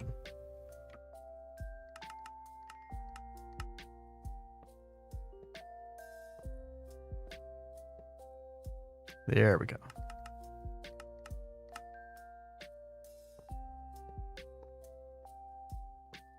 And we can just fill in the rest of this with casing. Let me go ahead and get a storage bus before I forget.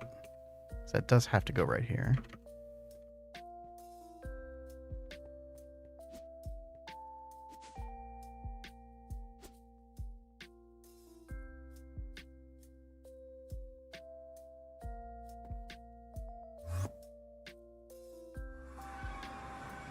Can you wall share muffler hatches?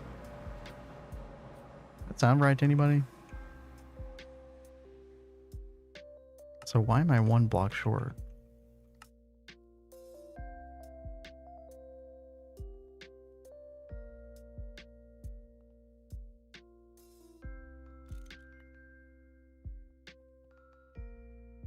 Gonna get angry at me if I wall share this. I wonder. Oh, that's right. Energy hatch. Duh. Energy hatch. Right there. Middle bottom.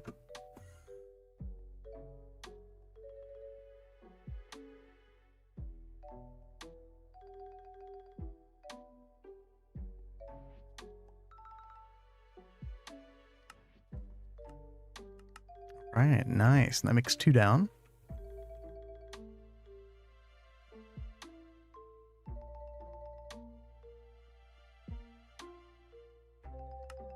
Oh, and there's our energy hatch.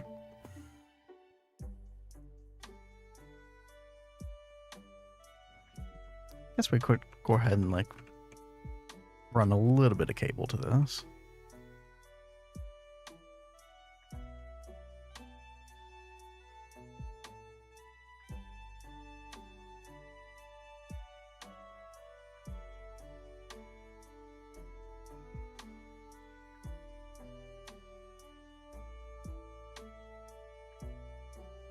We'll have like a main LUV line coming off of here. And then we just do LUV down to IV, down to EV. Now connect up to all the parts of the sifter. Doesn't the sifter controller go in the middle layer? No, it did say bottom center. I'm pretty sure. Yeah, bottom center. Finicky GT++ blocks. Classic. There we go. Nice. That. We can go ahead and figure out cabling for the centrifuge as well.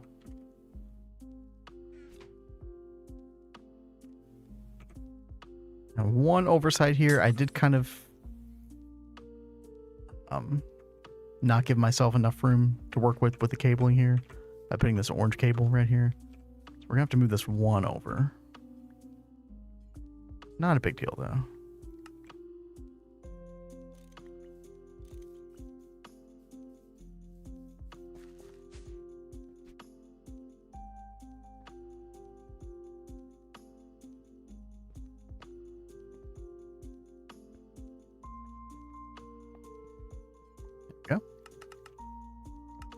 Now, we can run this back to like another part of the quad if we want to.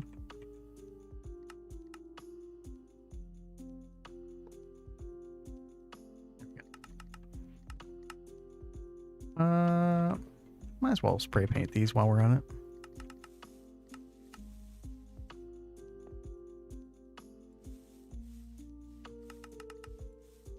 I'm definitely already loving this ore setup more than my previous one, which I'd mostly copied from Threefold as far as like the room layout went.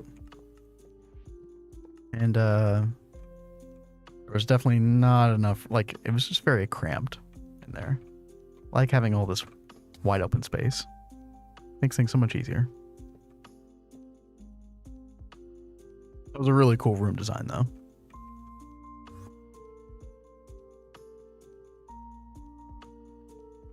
And there we go.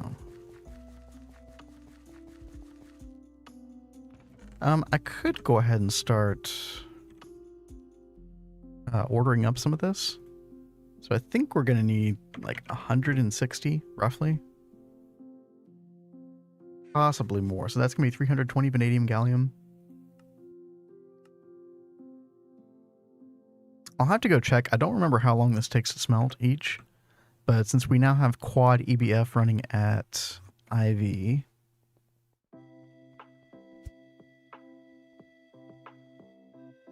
didn't take nearly as long. Okay, 50 seconds each. Okay. So that would be like 80 minutes to get all that. That's not too bad. So maybe we will have power over here before the end of today. Possibly.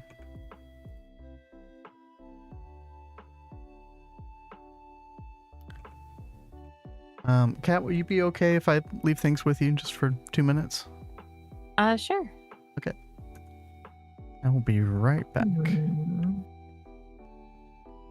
I am trying to figure out what is happening over here. I had this set up and it was working fine. I wonder if I took something off of this. I know I messed with this before to make sure it wasn't running through all the refractory wax, but I don't know. I'll just go grab a stack of it for now.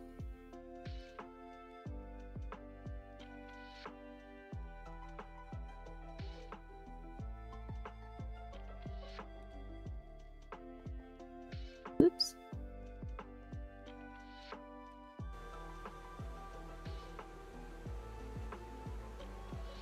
Let's see. Let's fool with that later.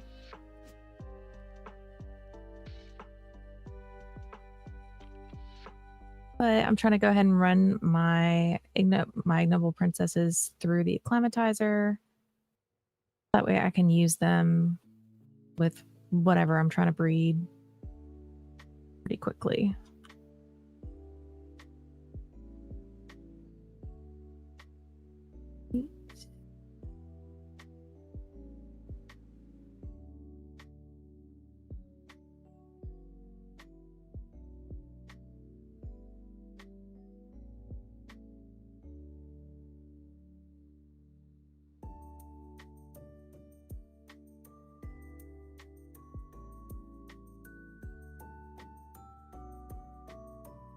Oh, looks like we're starting to run out of power.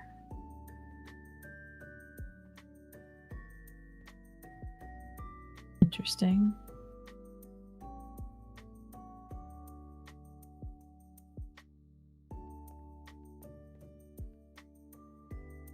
Why is that not getting power all of a sudden?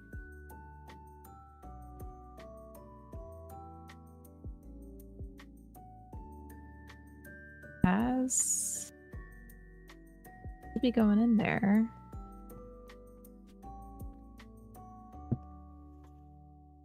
Say you were running out of power? On my RF, I don't know why. Come over there and look with you. Unless just all the power is being sucked into the world accelerators. That won't fill that up. Wait, how do I get to you? You're downstairs and I'm upstairs. Oh, you're upstairs. Okay. Oh, I see you.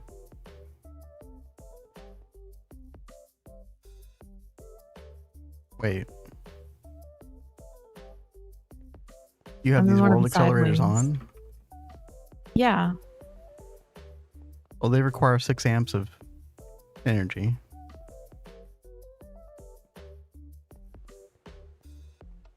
So right now they've been just draining energy for no purpose, unfortunately. That was probably why your capacitor bank was empty.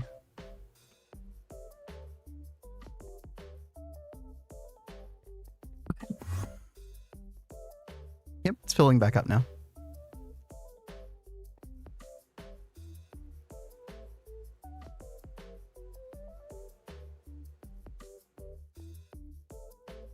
Yeah, remember what a big pain in the butt it was to set up the world accelerator over there by the empowering bee? Yeah. Yeah, you made it look way too easy over here. Well, when I was doing it over here, I'd asked you if this is all I needed to do, and you said yeah. I don't remember that conversation, Maybe but you you just can. didn't take a good look at what I did. I probably didn't. That's probably what happened. So you can blame me. That's fine. Like, I know I tried asking if it was right.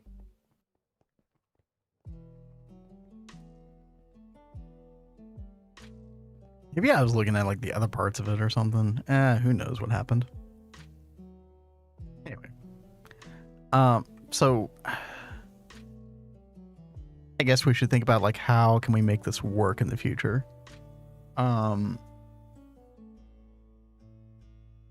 So each of these world accelerators, especially if you wanted them to both go at the same time, they would need 6 amps of power each. So 12 amps of MV total. Now what we could do is we could have 3 HV generators transforming from 3 HV amps to 12 MV amps. And I'm pretty sure if I go back to our main dimension, yeah, we got a ton of HV generators.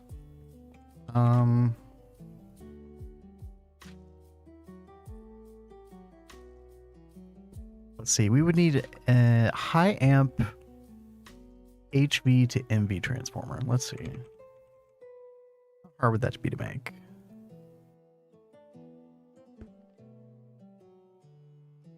Accepts 4 amps, output 16 amps. Yeah. Oh, that's actually super easy. Okay.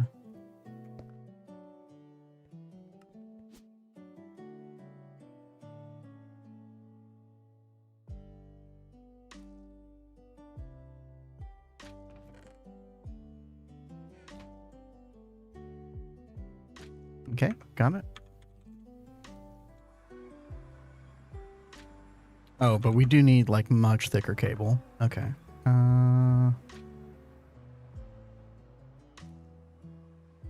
Like 8 of these. So while that's making, would it be okay if we had, like, let's say that I disconnected the power with the capacitor and stuff, and let's say that we had generators that were just devoted to the world accelerators. Would that be okay? So, like, for example, Well, then I'll need to have a different power thing for the capacitor because it helps power the... well, you can keep this advanced Consoles. turbine right here. That's fine.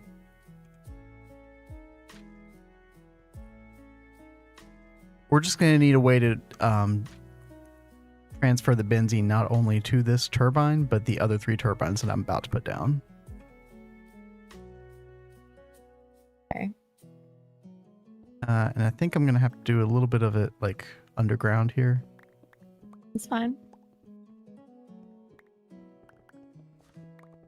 So we could like...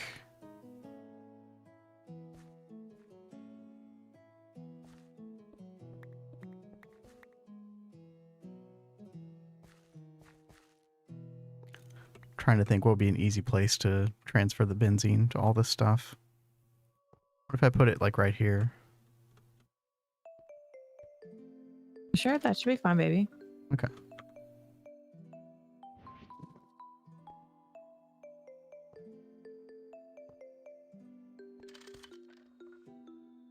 Okay. Okay.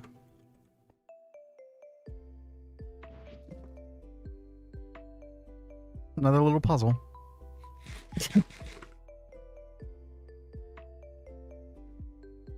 Um.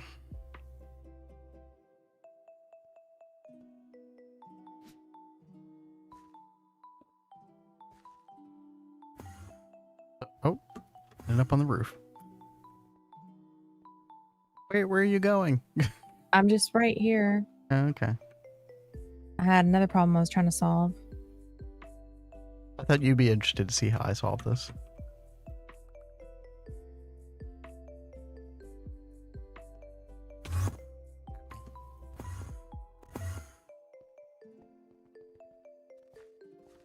So on the bottom, basically, we're going to have 3 HV. So we'll have 3 amps of HV total.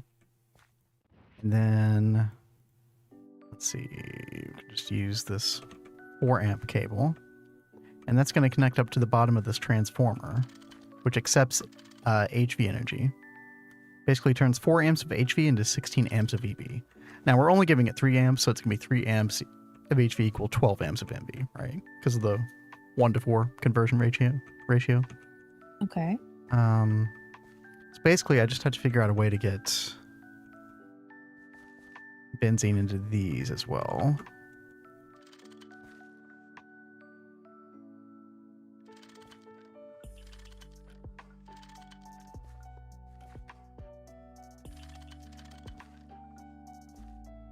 Just like that.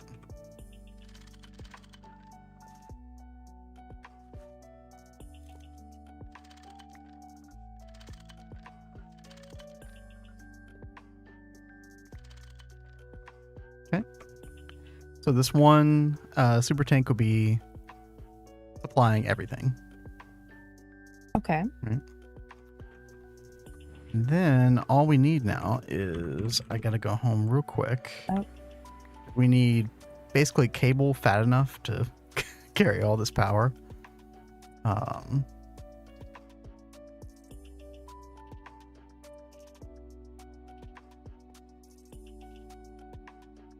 Let's see.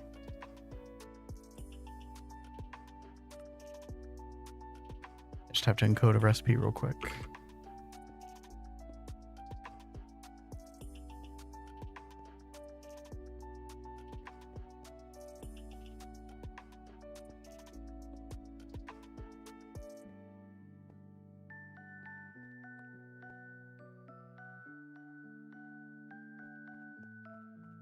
So what you will find is that it's going to, like, especially if you leave those things on, which I would not recommend. I would recommend only turning them on when you absolutely have to use them. Because it's going to chew through that benzene like crazy. Yeah, no, I typically turn them off unless I am using them at the moment. Okay. They were turned on, so I didn't know. Because I was using them. Oh, okay. I got you. Okay. So theoretically, this should work. And I just pop some more benzene in there too. Okay. Yeah, it's actually not chewing through it as quickly as you would think. Which I guess is a good thing. Oh, one's on, but not the other. Yeah. Is it actually doing work?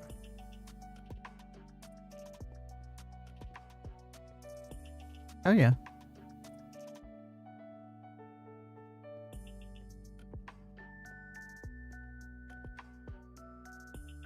But there you go. Gotta make it look pretty. Just hide all of that. Oh, crap. That wasn't the stone that I had right there.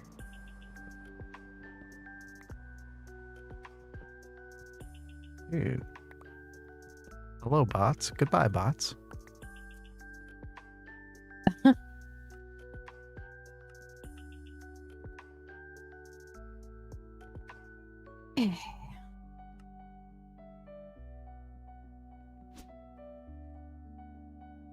So I'm gonna shift gears real quick because we're basically gonna be waiting in that vanadium gallium cable. I could work on other like multi-blocks, and I will do that, but just to make sure that our EBF can work well, I do have enough stuff to make at least one more turbine. I might go ahead and do that.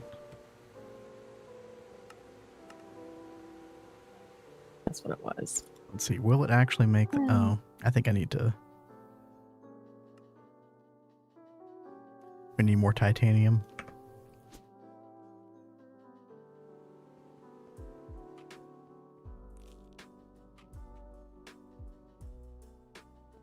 Okay.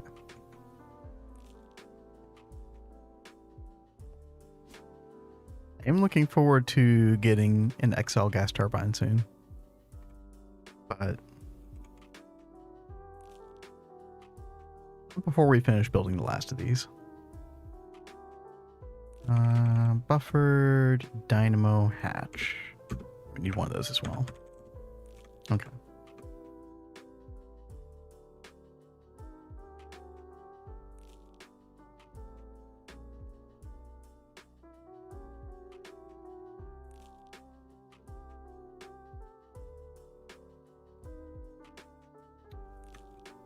Let's see. We can go ahead and transformer here. Need to make sure that we step it up because we're doing EV to IV. It goes down. That connects. Easy.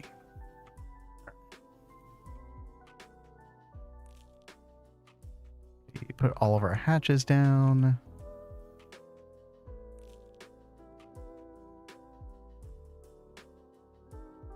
Make sure we put a machine control cover on the bottom of this so it can control our fluid regulator properly.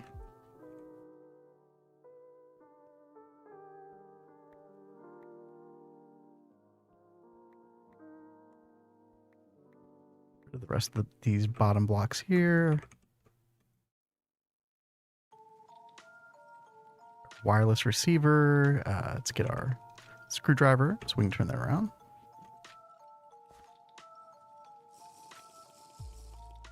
And then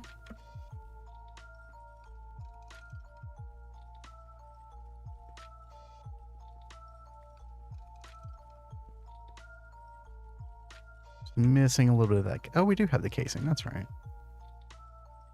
Put that there. This is going to be 337.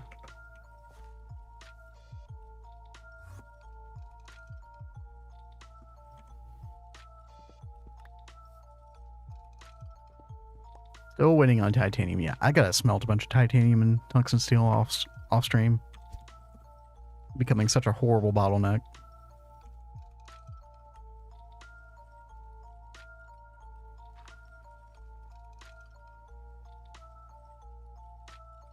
And then what I find is these multi-blocks really do not want to form unless we use the multi-block structure hologram projector. I don't know why. Like, I'll put them in the exact same configuration as these others, but it just won't form. And so we'll wait on the main controller block for that. And what's up, Nova? How's it going? And Dragonoid, hello, hello. What's up, guys? Glad to be chilling. Howdy, y'all. Been a hot minute. What are we working on tonight? Well, I took a quick detour from what I was working on because I just needed to get another turbine up. We got like 5 more to build. I definitely want to get this done by the beginning of the stream tomorrow. But what we were really working on, while we're waiting on stuff to autocraft, we're working on ore processing. So we got all of our different colored networks here for our different processing types. The reason I have them coming up like this is so we can add a terminal eventually. So we can have like proper storage as well from the advanced stocking input buses, or to use the advanced stocking input buses. But until we get access to those, they're just gonna be hiding like this. But you know, the real magic happens down here where you've got our main transportation network, the white cable, and then you've got different storage buses. Now, Nova, I think you are familiar with this because I think you were just setting this up recently in your world, if I recall. It's very reminiscent of Threefold's setup. You got different storage buses for different whitelisted items. And then we've also got our main storage network. This is sort of like the storage subnet for all of our stuff. And that has an ore dictionary card for different stuff like dust, gems, ingots, etc. Over here we've got, for the centrifuge, we've got dust impure and dust pure. And so that's orange network. That's going all the way over here to this input bus. As you can see, impure piles of coal right there. And that's for our centrifuge. I can't test this out completely yet because we don't have power run over here. And power is like all the way over here at the moment. So I need like 2.5 stacks of vanadium gallium cable to get power over here. Which I'm working on crafting right now. I'm working on trying to figure out what power gen I want to use. Everybody, or probably the benzene XL. Yeah, that's definitely the way to go.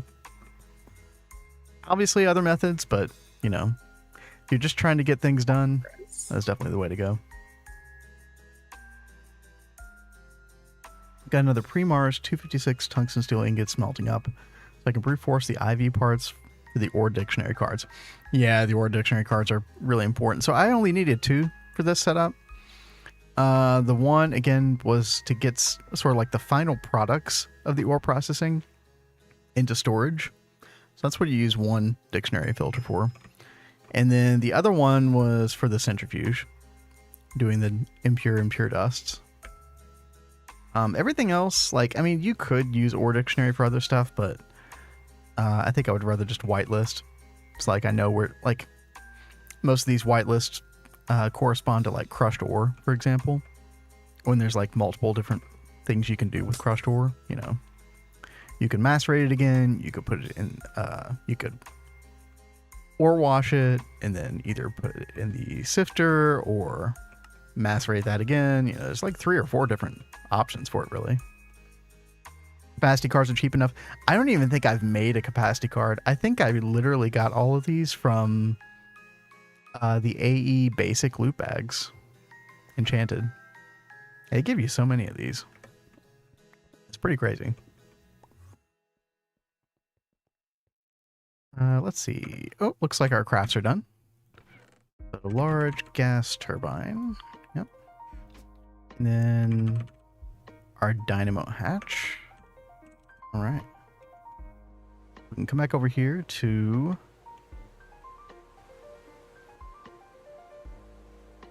power gen room. Put that right there. Put the dynamo hatch right here. That's facing east. Yes. Okay. And then there we go. Forms it with ease. All right, so we're going to put a machine control cover down here. We're going to disable machine net for now.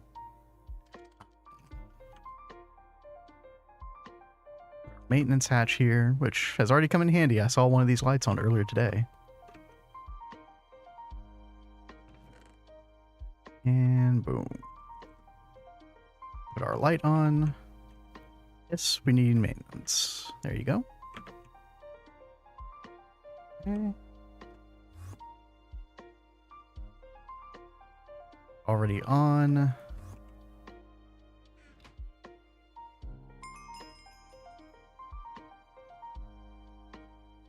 Yep. Should all be good to go. Now I should be able to enable with redstone and this should work. And we got yet another generator. When we get all these installed, we should have close to 100,000 EU per tick. I think right now we're getting like, well, it's hard to tell now, but by the way, this thing bugs out every now and then. I don't know if anybody's ever noticed that. At least with the Gregtech sensor card, it bugs out. You kind of have to like open the GUI of the advanced information panel and then it kind of resets itself. It'll get stuck on some random EU input number that it was last on. It's very strange. I was thinking ethanol, gasoline, but my biggest bottleneck is moving the oil drilling rig since it only does 2x2 So upgrade to a tier 3 rig. Yeah, you might have to upgrade to a tier 3 rig if you went that way. I hate moving that thing. That's so annoying. Or, you know, could always use bees, but I know you're not, like, really that into the bees at this point. You could probably only run one wireless receiver. Oh, you're right, Dragonoid. I know you're right. I just... for some reason, I started doing it that way, and then those receivers are so easy to craft that unless they're causing a lot of lag for some weird reason, I kind of like the look of it. Right? I kind of like having redstone run all over the place. Like, that looks kind of cool from a distance to me. I don't know. That's just me being weird. You're totally right. Repetition does look pretty. Yeah. Totally unnecessary, but when you've got this stuff on autocraft, it's cheap. It doesn't really matter. I think maybe it requires like an ingot of tungsten steel at the most. Something like that.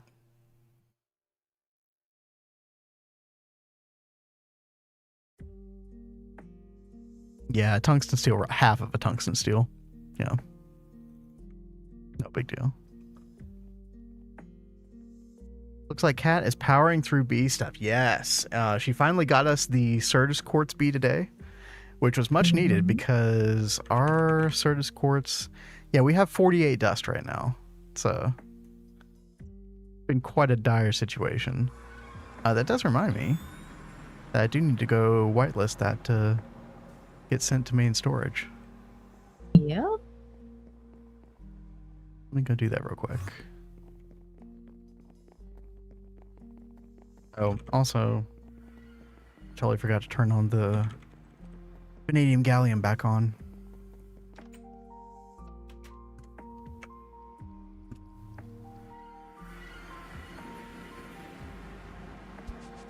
Let's see. Do we have any Certus quartz right now? We've got some, but not much.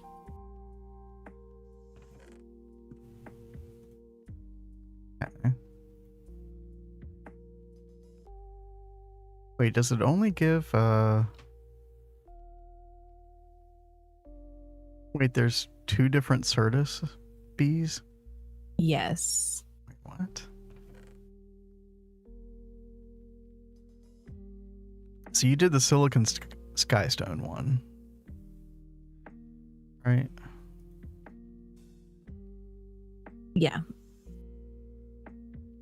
Okay. The other one. Oh, and that one just gives Certus quartz crystal. Oh, okay. Okay, that explains it. 8%. Which one do you need? Well, no, that's fine. So you can put the Certus quartz in the macerator, and it'll turn into the dust. So that's fine. Like, that will work. Do I need to make the other one? So the other one produces Certus quartz comb. The other one, the one you made, does the crystal at 8%. The other one does the comb at 15%. And it's a guaranteed dust.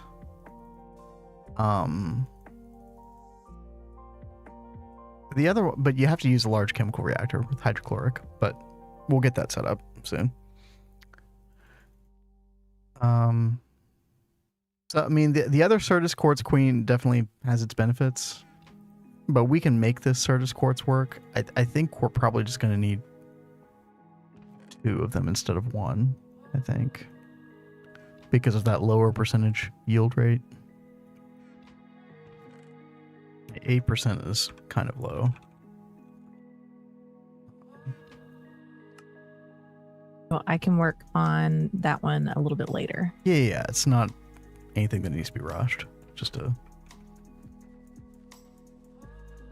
second one at some point would be good. Let's see. There's quartz, good.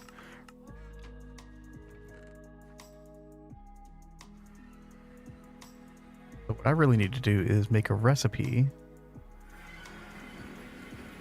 for Certus quartz dust.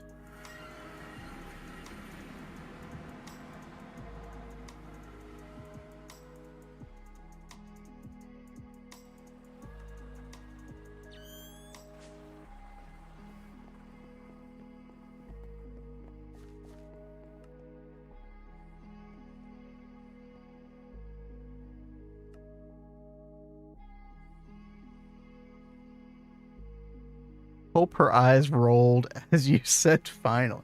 Wait, did I say that? What? I don't even remember what the context was of that, but occasionally foot and mouth does happen on this stream. So apparently she didn't even notice either, so we're all good. Right, Kat? Yeah. Finally, you got the Certus V. Okay, but look, it's the wrong V. that's not how I meant it, okay? Y'all believe me, right? Can't do nothing right. No. Stop it.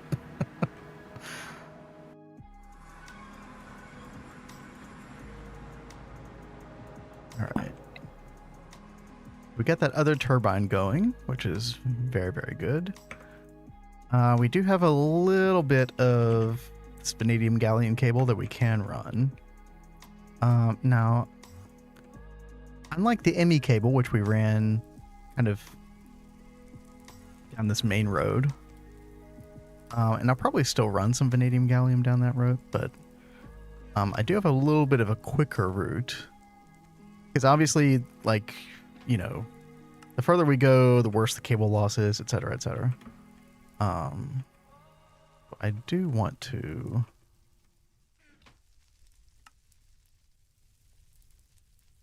try to fix that. Now, I was thinking about coming off of here with a separate dynamo hatch on the LSC. But that's going to require making an extreme power transformer, which is not easy. Then an IV high amp transformer.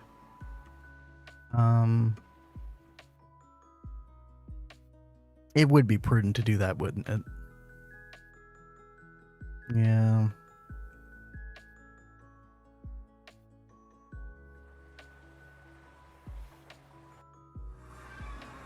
Unfortunately, to make those, we're going to need our EBF, and our EBF's kind of tied up at the moment, so... Yeah, I think we're just going to pretend that our dynamo hatch is like right here, and then there's our two transformers, and then there's our vanadium gallium. Easy.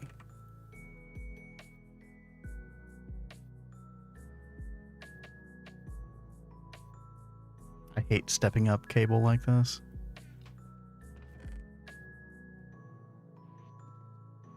But we have to. Taking great care that we don't connect that up with the IV cable right there. There we go. You generally want to run your power spine in the place where you want it to be.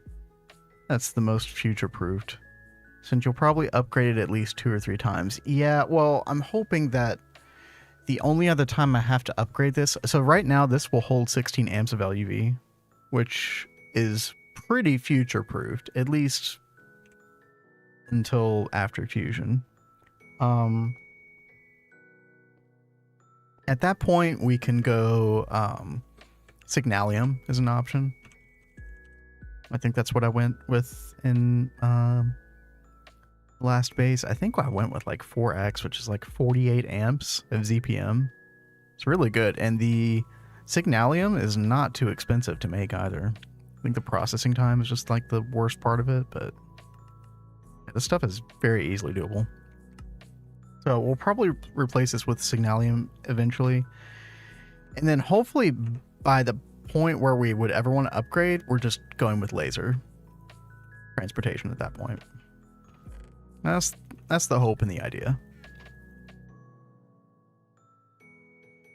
Now, ideally, we would give like ore processing its own separate like Excel turbine, and I might still do that. I am playing around, like I'm kind of inspired by the way things were done on the Hive, of having multiple LSCs with multiple power generation points. So we could have an XL turbine down here with an LSC of its own that just powers ore processing. That is definitely an option. Once you hit LUV, maybe switch to ZPM cable spine. Yep. But you might also switch to UV spine if you go ZPM and find yourself needing more. Lasers instead of UV spine would be ideal. Yeah, I think that's what we're gonna do. I've never touched lasers before, but I am definitely looking forward to getting into that. Learning some new stuff.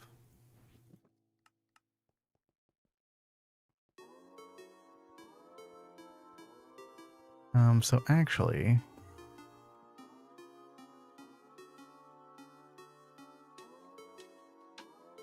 gonna create another clipboard. And so what we're gonna do is LSC transformer batches. That's definitely a to do on our list. Batch titanium and tungsten steel. We won't say tit. We'll say titan. There we go. Or just titanium. There we go.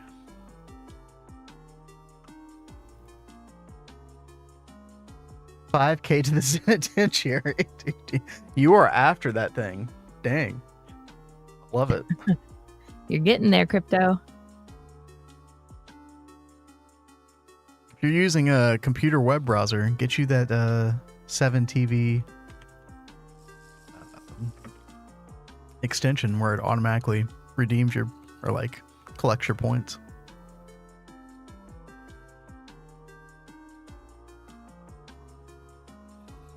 Dude, I had totally forgotten that Urianger has 2 inmates in here.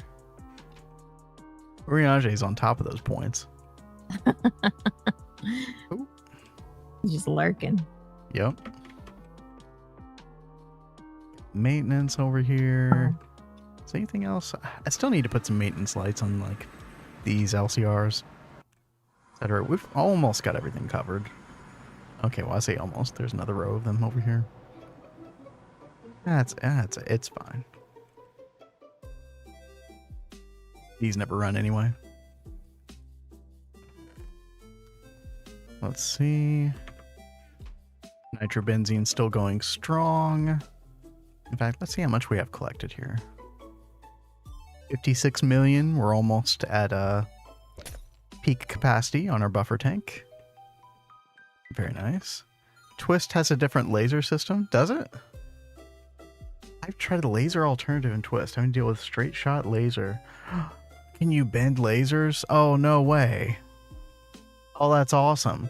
Like, that was the whole reason. So I don't know if for anybody who was here several episodes ago or several streams ago, I decided on a particular Y level for a very specific reason. And it was because of the laser thing. Because I knew that you needed to kind of keep things horizontal. And so I chose Y level 71. I was like, well, that's the Y level our base is going to be at. You can bend the lasers or something, so you don't have to have giant ATs all over the place. Yeah, that sounds awesome. I feel like Kat and I will like one day kind of play around with a Twist space playthrough of GTNH. I feel like that would be fun. Especially since it like that add-on that series of add-ons seems like it's getting a lot of attention these days. Very cool to see. Well, I'll be excited to see you all do that.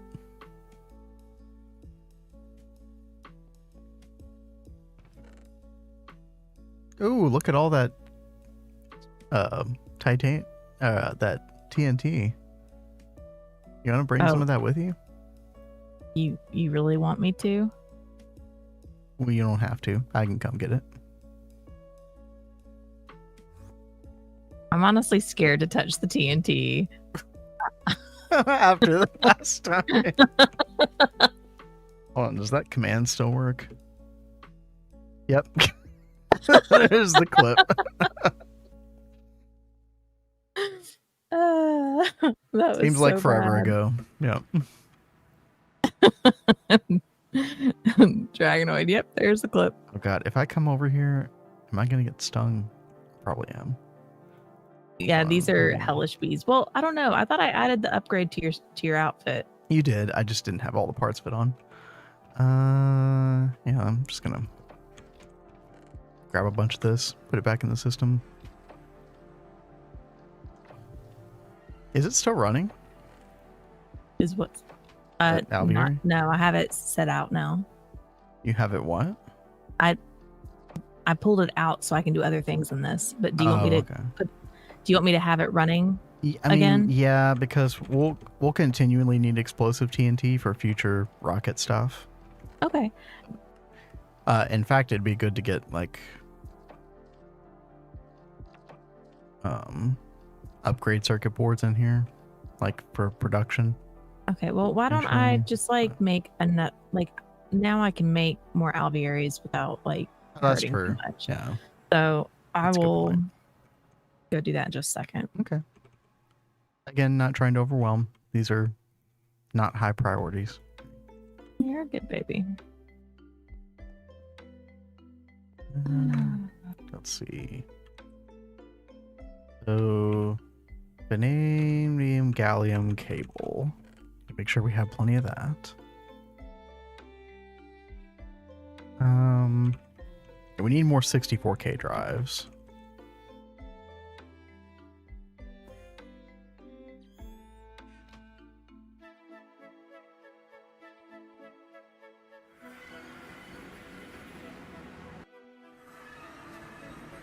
Dude, is this OSRS music?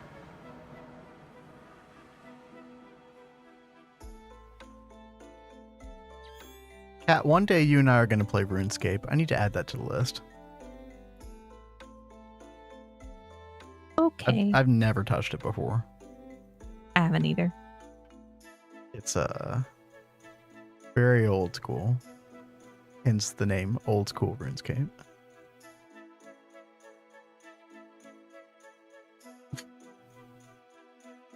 I don't know why I have Fortnite on this list. I don't know if anybody would ever want to watch us play Fortnite. Both never touched it before. I feel like that would be so stupid.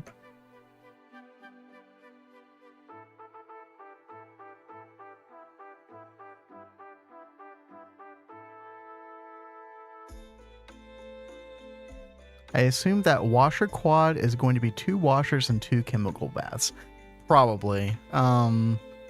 Yeah, because we'll probably want to get like things like rare earth automated. Rare earth processing. Yeah, we'll see what happens. I mean, I would definitely say 2 just water or washing plants for sure.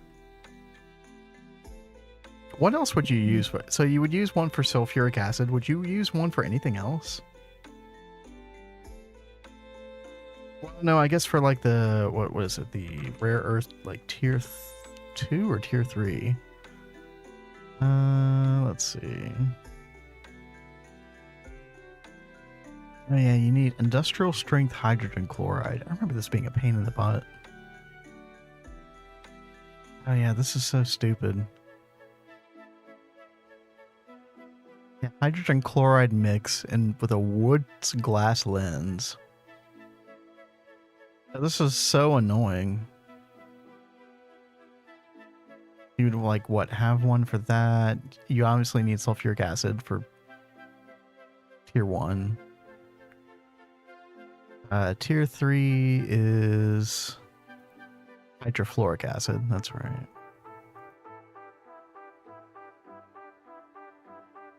Wait. Sulfuric acid, sodium persulfate, and mercury. And distilled water makes the 4th. Or water, okay. Yeah, so when I did rare earth processing, I think I actually just used single blocks. And I just did it somewhere else. I didn't bother with multi-blocks for that. I don't know if that was good or bad to do. But let me write that down. Actually, I'll write it down in my other notes here. Um.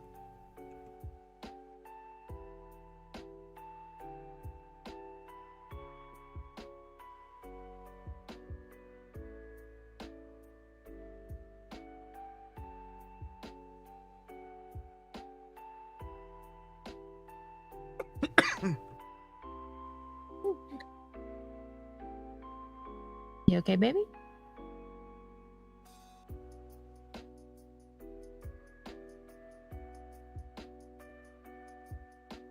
Yeah, I'm fine.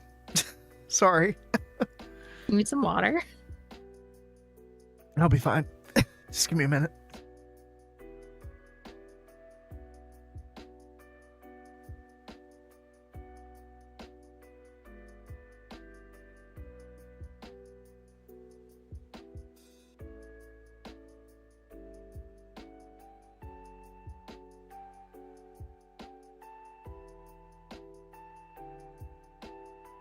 Yeah. So I'm just trying to acclimatize some off stairs real quick because I'm going to work on the exotic so I can eventually get up to this will work. Being finicky.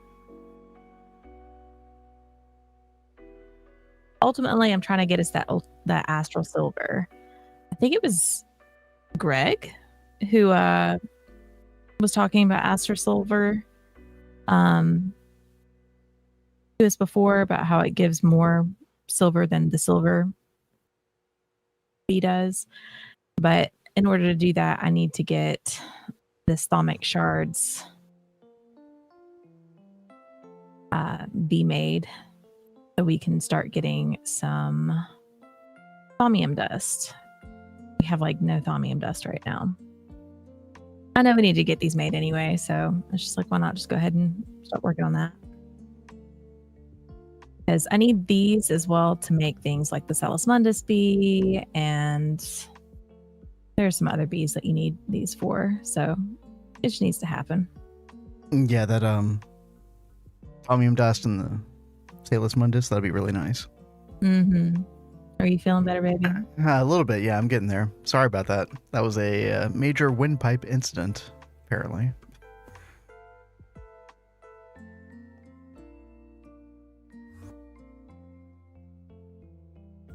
It's always the worst when that happens. Especially when you're streaming. That was the first time. Yeah. First time for me.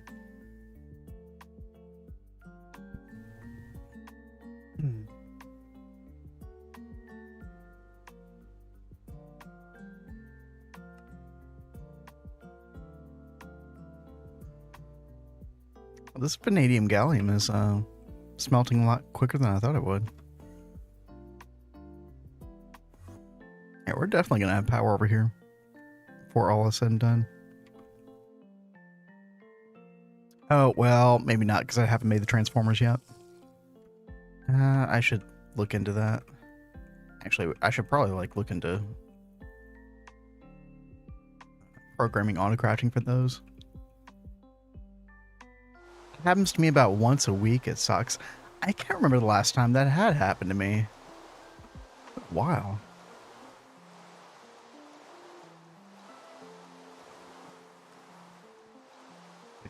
What was wrong with my brain in that moment?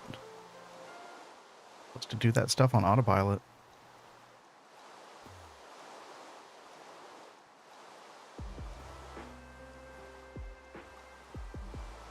Let's see. So we need... Let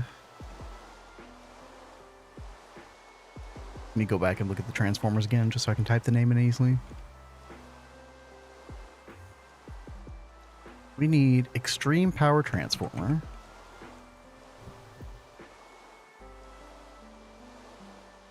And then we need IV high amp transformer.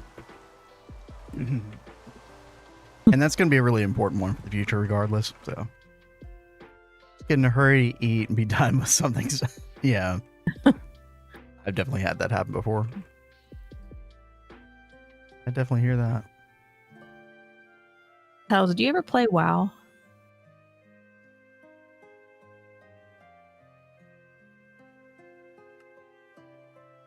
And Where's this conversation going? so in uh, the was it Miss Pandaria? They've got those the panda NPCs around. And there's one that always goes, "Slow Slow down." down. So when I read that like, popped in my head. That was an earworm. You've not played enough WoW for that to be stuck in your head, but that one is. Oh. Whenever you did get me to play, we used to go to that area a lot because I like that area. It's really pretty.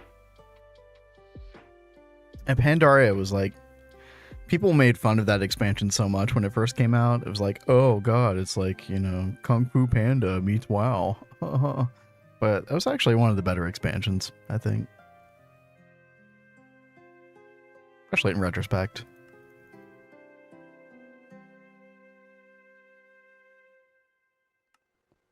We didn't know we had it so good at the time.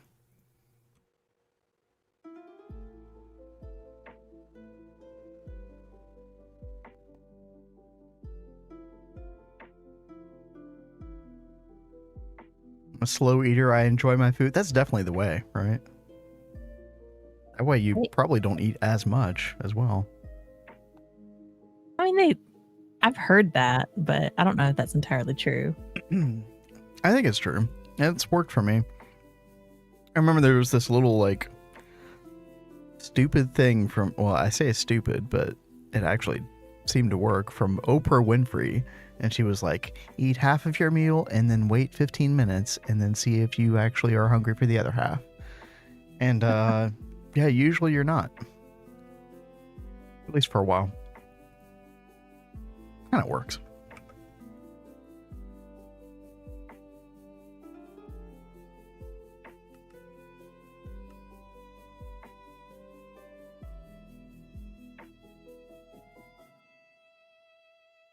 And Oprah's such a blast from the past. Oh, yeah.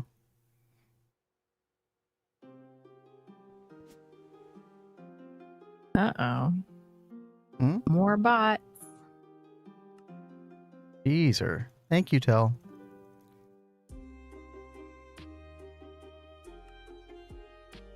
I try to eat half my meal and wait for 8 hours. Oh, that's a poor system. That is so funny. I do like having links on, so y'all can link stuff if you need to, but comes with the unfortunate side effects.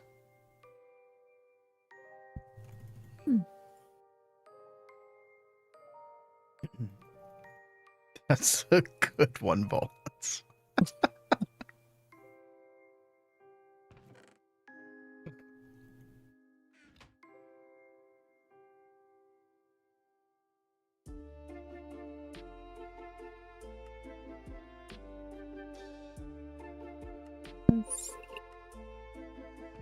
Yeah, I need to take some of these over.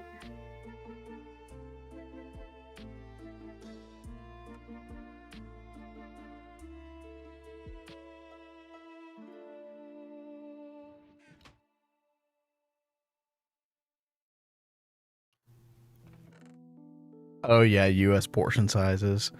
Yeah, we got food from Longhorn earlier today, and I only ate half of that.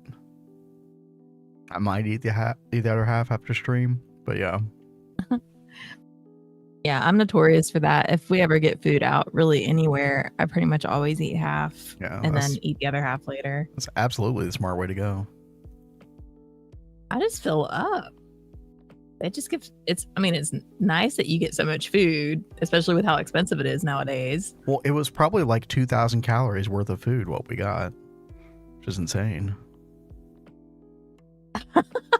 Bolin says, this is the second time Longhorn's been mentioned to me today. The simulation breaks like, again. It's a sign. Oh, God. High fructose corn syrup and everything. I mean, yeah. Ugh. Especially in the United States, it's so difficult to avoid. Yeah. People are like, you Americans are fat. It's like, well, our food supply is just like poisoned pretty much. It is crazy. Like I'll see like comparisons on items of stuff that like the same like product that is made in America but then made in like England. And England has like actual fruits and veggies It's in it. real food. Oh my God. It's like, why in the world do we have our food made so weird? Secret sponsored stream. Yeah. Longhorn is pretty good. That's like our family's like usually the place where we go to like celebrate something. Yeah, that's way too much salt though. That's the only thing that's bad about it. Oh well, see, I don't have a problem with that. I'm a salt Well, king. yeah, okay.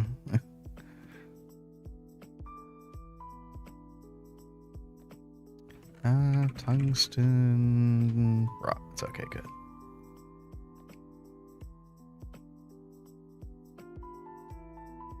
Ew. What?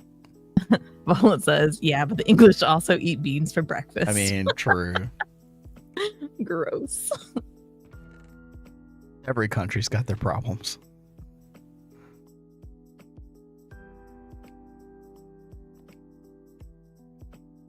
God, I don't think I've like people talk about beans on toast being good. Like, oh God, that's freaking gross. I think if someone likes that, then they had to have been born during the Great Depression. Maybe.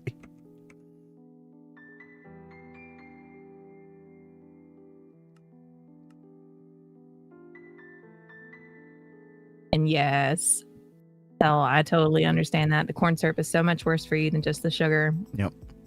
And we cut out like so much of that stuff. And like even sugar, we don't really do a lot of sugar. We use sugar in the raw. Because like processed sugar is even the granulated sugar is just like really bad.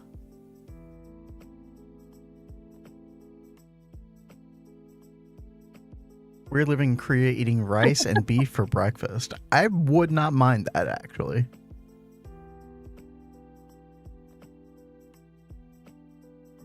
The English conquered the world for spices, but they're too afraid to use them still.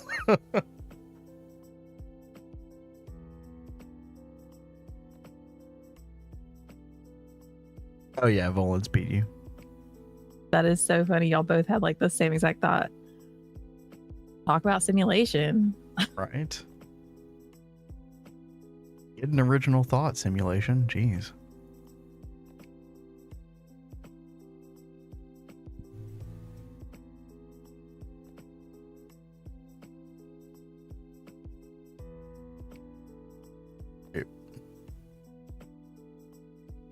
My Minecraft disappeared. Can you all still see my... Yeah, you can. That's weird. I did not tell... Wait.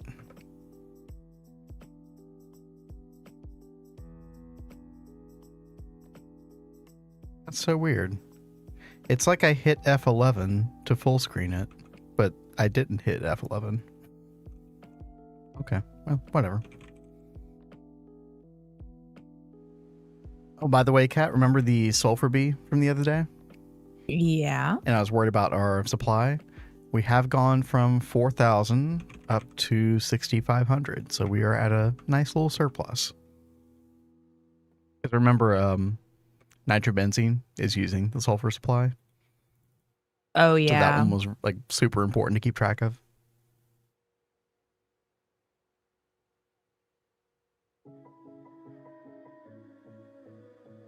Modded Minecraft moment, yeah. Oh, snap. Good Korean chili maple glazed bacon that I love for breakfast. Oh my God. That sounds amazing. Holy. It's been so long since we've had Korean. We need to go back to that Korean barbecue. So I actually passed by that Korean barbecue place today and I was thinking about it. I was like, date night? Yeah, date night. Let's do it.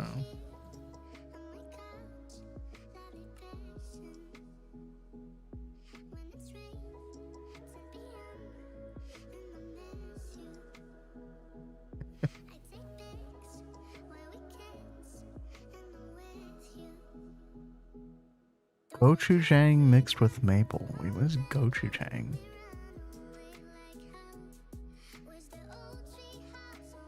Oh, it's like a chili sauce. Huh. Cool. Yeah, I've never heard of that before.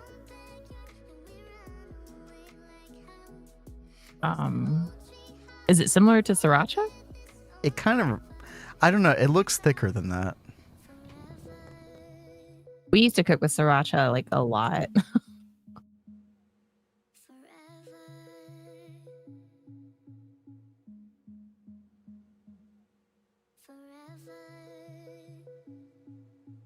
Yeah, it almost looks like a paste in some of these pictures. Interesting. Gochujang and cream cheese on a hot dog will change your life.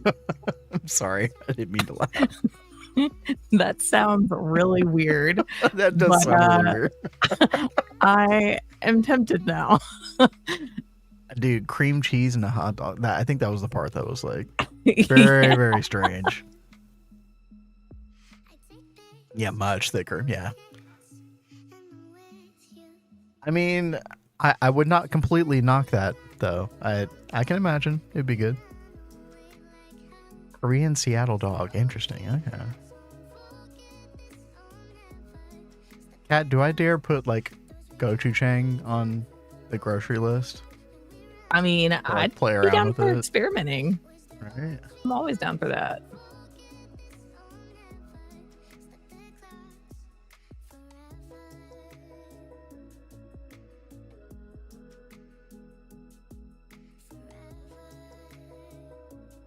I'm gonna call this Korean hot paste. Korean hot paste. Yeah, it's very descriptive in my opinion. Until saying, look up samjang. If I said that right, I hope I did.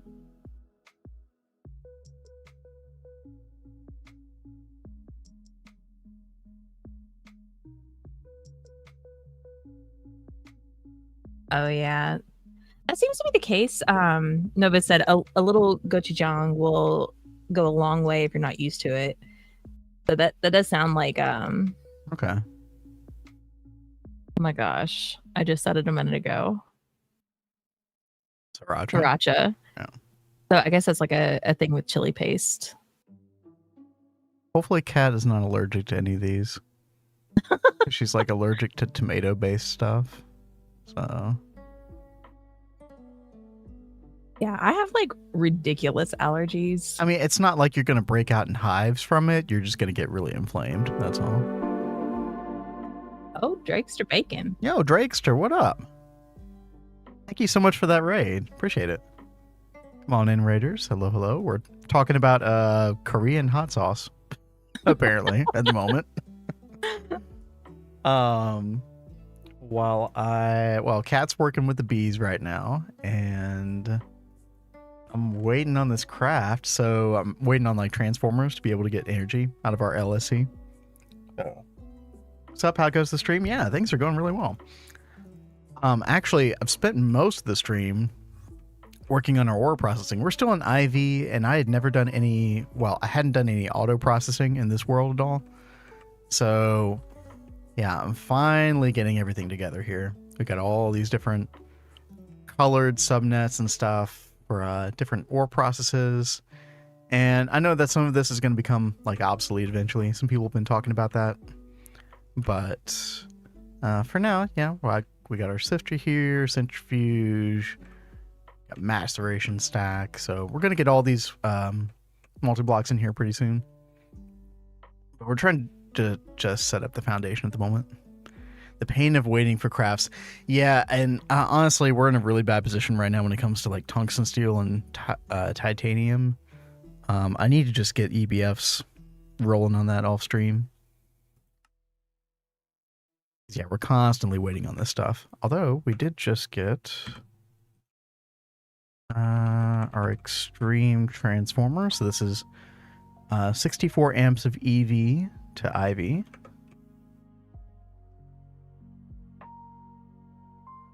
Oh, I forgot we're going to need to make the buffer as well. Yeah, basically I'm just trying to make another energy output from the LSC here. So yeah, EV 64 amp So hatch. I went to our Discord and I added a channel called Food Talk. So that's a really good idea, actually. Yeah, if you guys want to go in and share some of this stuff, please do, because we're totally curious about Korean cuisine, all kinds of food. So please share away. I'm always down for getting more cultured, especially when it comes to food. Oh yes. Everything gets outshined by something else in the future. Yeah, exactly. That is definitely the nature of GTNH in general. So, and I like setting up all that ore processing stuff. I think it's cool. But what I've been told is that things eventually, like when you get to like UHV or around that area, that everything eventually just kind of boils down to macerate, centrifuge, MMC. And I had not heard that before, but yeah, several people were reiterating that, so definitely good to know. Okay, so yeah, I totally forgot about this, but I need to program the EV 64 amp dynamo hatch as well. I don't know how many more of these we're going to need to make, but I might as well. This was circuit 0. Put that in there.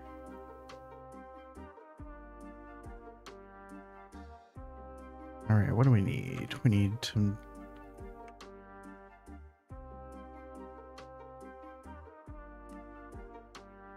also get ore processing factory, which can do a lot of things. Okay. Actually, is it the integrated ore factory? Is that what it's called? Dude, I don't even think I've seen this thing before. This is what you mean. Oh my gosh. Do all ore processing in one step. Whoa. 1,024 ores at a time. 2 lubricant, 200 liters distilled water. Oh, wow. Okay. Click with screwdriver to avoid the stone dust. That's kind of cool.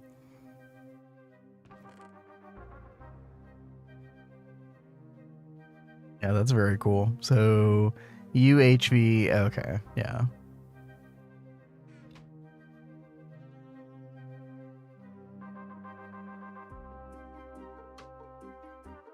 Dude, these bots. I wonder what's up with it today, because it is like a lot worse than normal. I know, right?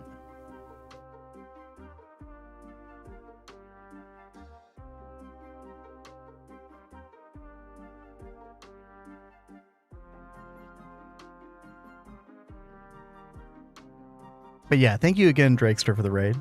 Hope everything's going well in your world. Haven't been able to tune in recently. I definitely want to check it out again soon.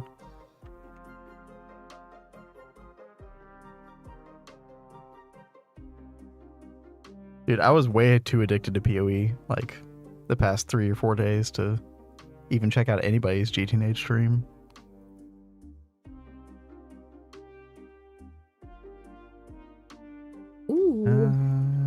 Nova says, I did a bulgogi flatbread on Thursday. Took an Afghan naan that was like 3 feet long, split it in half, spread bulgogi sauce on it, added cheese, fried up some bulgogi, and sprinkled some gochugaru. I don't know what half those words mean, but it sounds delicious anyway. Like, I know I've heard of bulgogi. Yeah, I have heard of that too. Yeah. And I've had naan.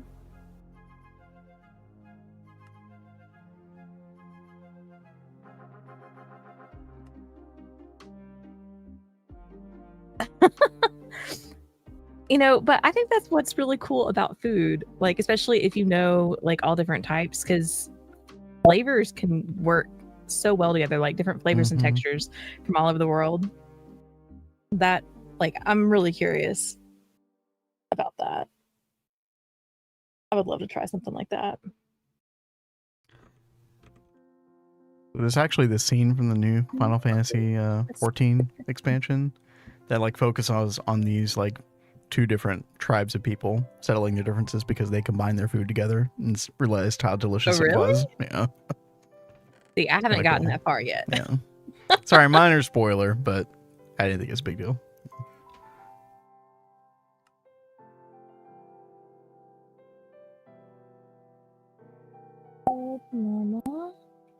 Oh, Nova put a picture in the Discord. Right, give me just a second. The silver princess died again. Oh gosh. Okay. Yeah, we've got to go hunting for some pristines. Yes. That does look really, really good.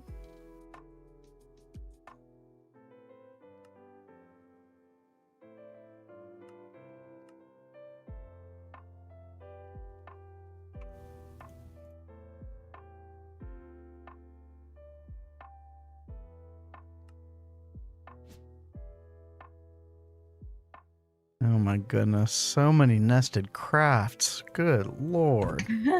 Oh, okay. Oh my god, we can finally craft it. Oh, thank you, Jesus.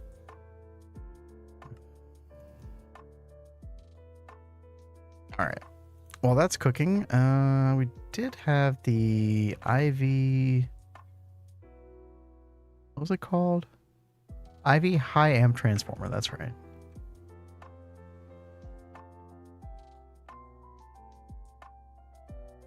I think I'm gonna wait on these until we actually get the dynamo hatch. I'm gonna try to do that trick where you take a casing block out of the LSC, and then you put the dynamo hatch in there real quick, and then hopefully the LSC doesn't stop doing what it needs to do.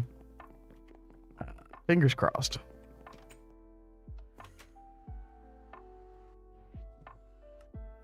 So Dragonoid is saying that I should use coins to buy hives for pristines. I spent all of my coins on hives for pristines. Yeah, they're all gone. We now have 0 coins. No. Unfortunate. That's why Kat was wanting to work on like, what was it, but like Botania stuff, so you could get the so we had to defeat the Gaia Guardian in order to get that thing, that flower, which makes pristine queens or pristine princesses.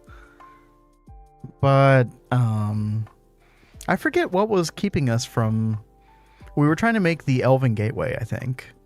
And I think it was just like a really crazy craft, wasn't it? Let's see.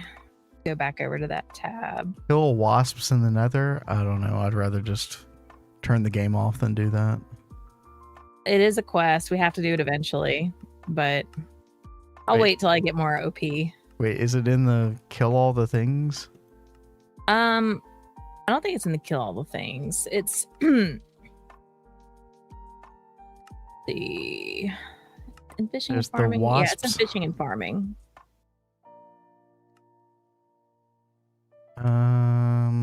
So it wants a crap ton of honey from their hive.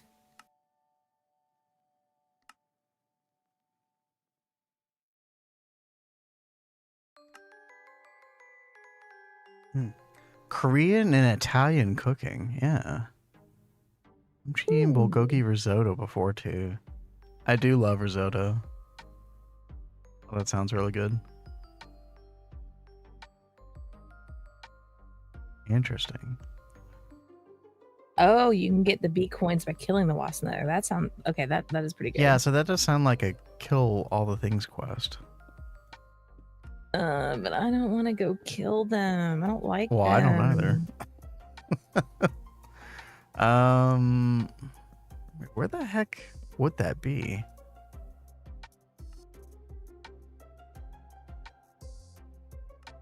Oh, right here. Oh, okay.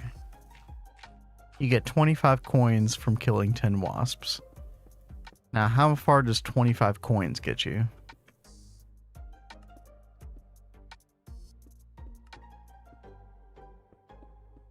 What hive would we get? Rocky. Rocky. Okay. That's always pristine. 10 coins. So we could get 2 pristine from killing 10 wasps.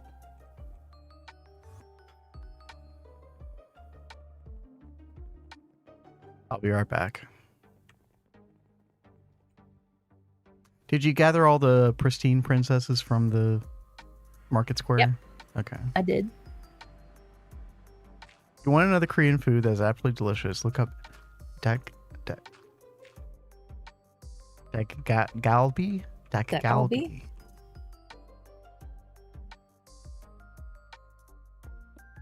You know, Oh. I was Oh. have you guys gotten the turbo on Discord yet? Or the nitro, that's what it is, nitro.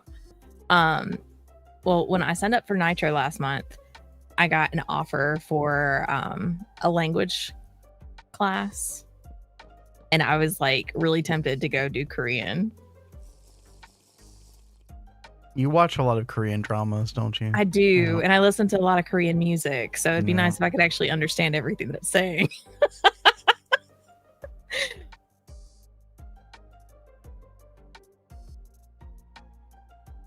On you stupid bitches.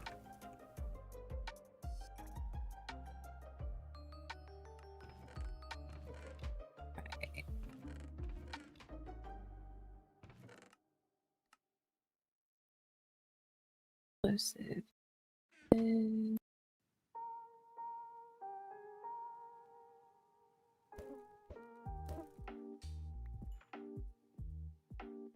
What's the cooldown on this quest? I can't tell. I'm doing this for you, Kat. I love you. A hard language. A friend of mine is in a language program in Korea trying to learn it. Interesting. I thought it wouldn't be like that much harder than Japanese, and I don't think Japanese is that hard.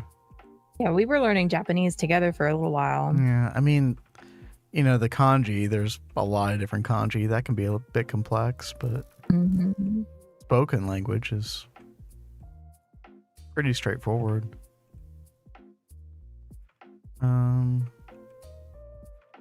Or it's one of the easier Asian languages to learn because how English translates with it or something. Huh.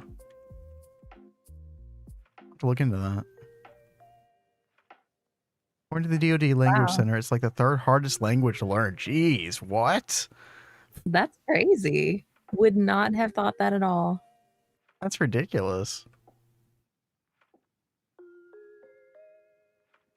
Yeah, I thought Mandarin was going to be like the toughest language. Right. Because that, of course, is another language I'd like to learn because I watch a lot of Chinese stuff. I guess maybe it was more influenced by Chinese than Japanese. I mean, I guess Japanese was heavily influenced by Chinese as well, or Mandarin. Greg. You know what? Time to learn Mandarin to be ready for world takeover by... Oh, wow. Can I even say that out loud? Am I going to get like taken off the internet? I mean, have you guys seen Firefly? That's like essentially what happened with Firefly. Dude, I need to watch that again. It's been way too long. I don't remember anything about that. I remember it being good. Yeah, I came over here for something. Which is known by Tencent, so you'll be fine. Unfortunately, Path of Exile is. Really? Yes, it was very surprising. I don't know how Path of Exile has avoided becoming tainted by constant pay to win. Apparently, the Chinese version does have a ton of pay to win, but the English version definitely doesn't, thankfully. Okay, 2 more. Come on.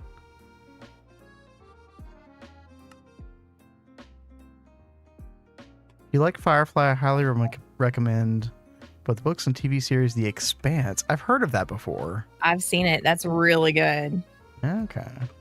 That was one Dad really liked, was The Expanse. Oh, that's not surprising then. Yeah, he got me turned on to Firefly too. Yep. Yeah. Kat named her old car, her first. I think that was your first car, wasn't It's it? my very first car that my you dad named it got me. Firefly. Yeah.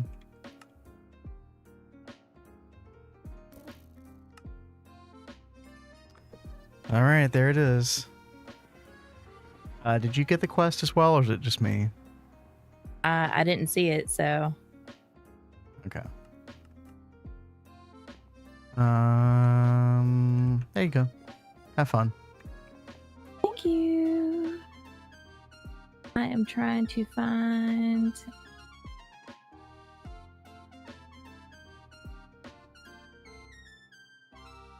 Do you not have one? What are you looking for? Assembler on 1. We definitely do have that. You just spelled it wrong. Wait, no, you didn't. I didn't. Never mind. Ignore me. There you go. Okay. I just overlooked it. Thank you, thank you. Mm-hmm.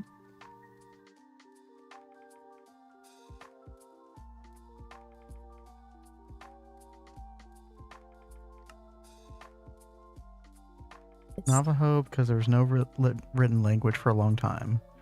Then like Finnish because of pronunciation of things. Huh. Your messages in World War II because it was so complicated. Oh, that's so funny. Y'all know a lot of like random trivia. That's really cool, though. That is very cool, yeah.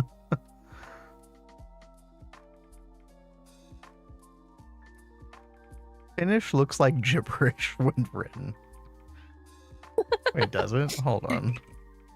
You know, I actually started trying to learn Finnish in my early 20s. I still have my like Finnish language books around here somewhere.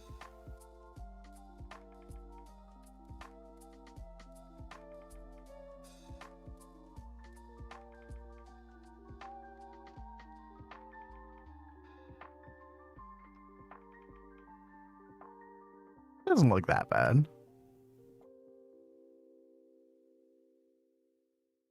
I mean, okay, yeah. I don't know. You be the judge.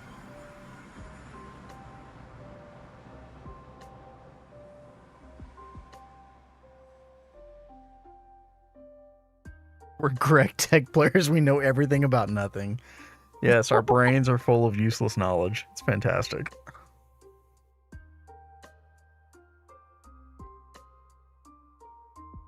Doesn't look that bad. Oh, never mind. Yeah, exactly.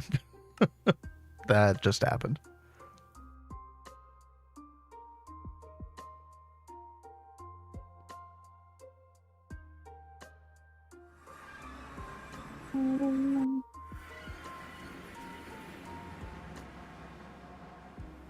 Oh, degrees in history and philosophy. That's awesome. That is really cool.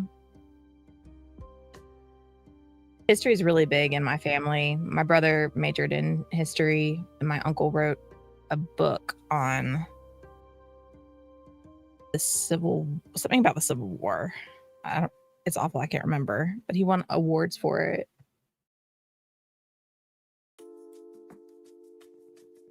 They live in like Manassas, Virginia, where like I can't think of the name of the battle that took place over there. But there's like so much like history stuff that's going on over there. And they found like my dad ended up finding like a hidden graveyard not far from his house. I guess they had forgotten about or whatever, but that was really, really cool. Finding that old stuff. Wait, was it his house near Fairfax? It was the last house he was in up in that area. Okay, yeah. That's really cool. Mm-hmm. Didn't know that.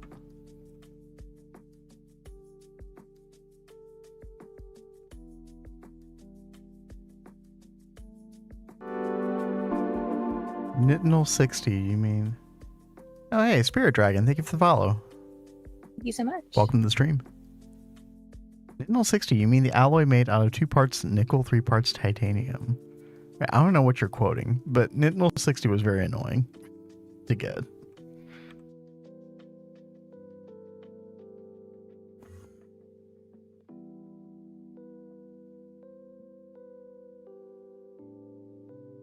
Toured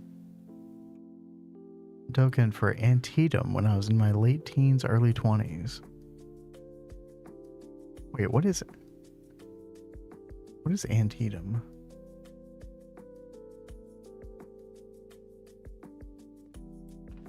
Antietam National Battlefield. Oh. Oh, cool. It ended the Confederate Army of Northern Virginia's first invasion into the North, led by Abraham Lincoln, to issue the preliminary Emancipation Proclamation. Wow. That was a pretty important one then. That's pretty cool. Used to live across from the battlefield growing up. That makes a lot of sense. That's very cool. Okay. It is so crazy how they like really preserve the lands of the battlefields. Yep. I'm glad they do that. It's really pretty. Okay, I'm going to wait till these turbines turn off, and then I'm going to do the super nerve-wracking thing of replacing an LSC casing with a dynamo and just praying to God it doesn't turn off. Okay. All right, babe. I've got... Mm-hmm. Why isn't it going in here? Oh, crap. H? Yeah, okay. Explosive B is now up and going in its own aviary. Oh, awesome. Yeah, thank you so much for doing that. That's going to be You're... very important. Does it have electrical stimulators like the... No, it doesn't. Stuff? Okay. I can go do that sometime. That's fine. Okay.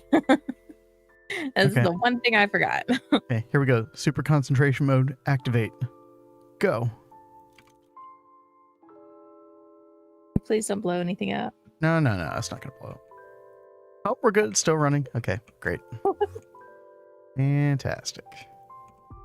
Now. Oh, that's cool. Nova was a reenactor for a few years. There was a place near a college that I went to. Gosh, what is that place called again? We talked about it not that long ago. They do fireworks really big there every year. Do you remember the place? I mean, I know what you're talking about. Yeah. What's it called? I don't know. Okay. Well, I almost went and worked there as a reenactor because it's really, really cool. I wish I could remember even the time period that was from, but I think it was even like pre-Civil War times or whatever. Like I don't remember, but it's a really, really cool spot in this area. A lot of people like to go there, especially like on holidays because they do like good fireworks shows and stuff.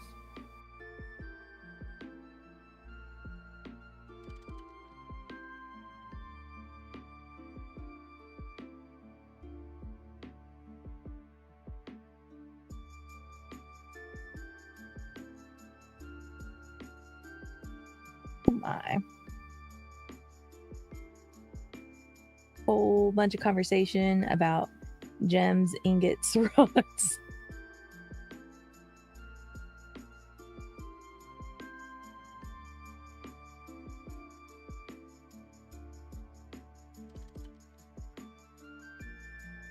Okay.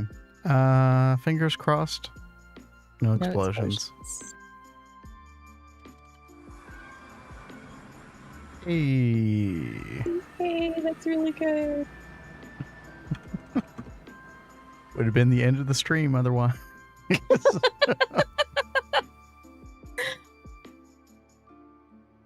Although we are gonna wrap it up here pretty soon. Let's see. Let's get back to making vanadium gallium.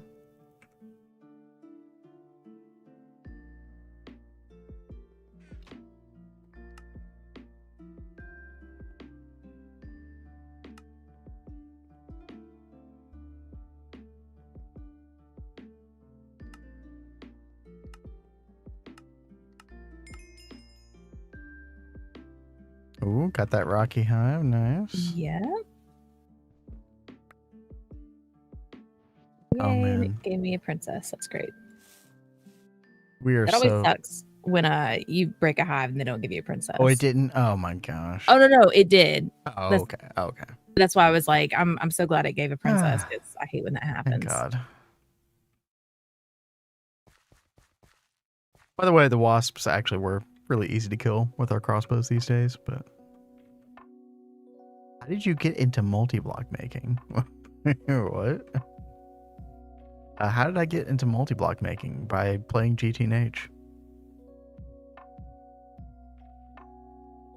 Pretty simple.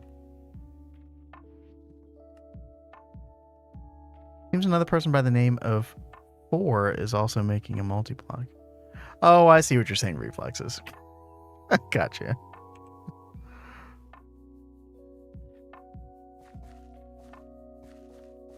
Where was I?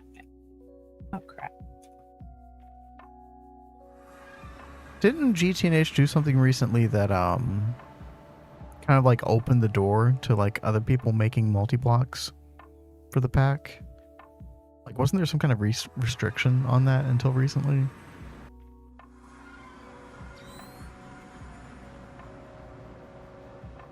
From what I've heard, mutes are not coming in 2.7. No.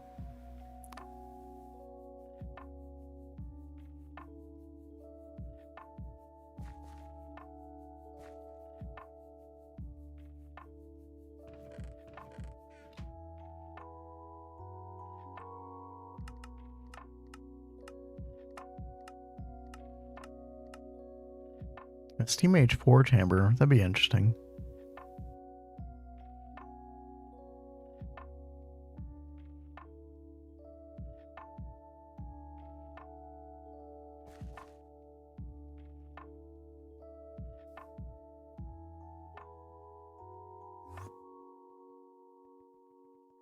Yeah, gosh, speaking of EBFs, I can't wait to make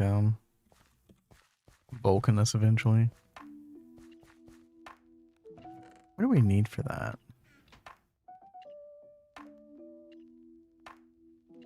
Oh, that's right. We need to be able to make ZPM circuits. Gotta get them to quantum processors. Person doing mutes poofed, so they lifted the moratorium. Oh, that's how it happened. Okay. I didn't understand the logic on that. That makes sense. You have 5 Vulcanus currently. Yeah, I at least make a quad. A quad will get you through ZPM. A little slow, but it'll do it. 2 quad would be ideal, but then I guess if I had to guess, by the time you get to UV, you probably should focus on the Mega EBF. That'd be my guess anyway. Somebody can speak to that better than I could. Vulcanus is worth about 16 EBFs, whereas Mega is worth 256. Yeah, gosh, yeah, Mega is just like so much insanely better. Wow.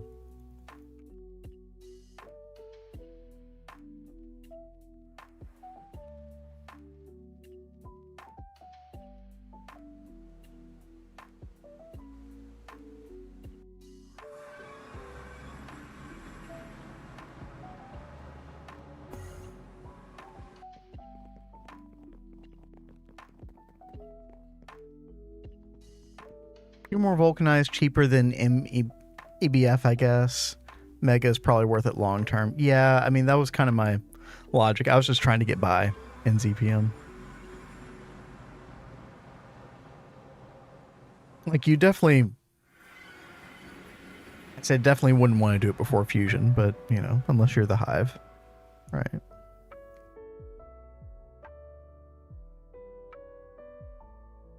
Very much worth for passive crafting with reduced energy cost.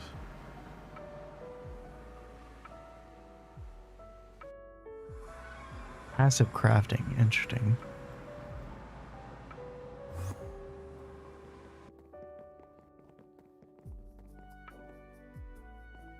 Wait, what?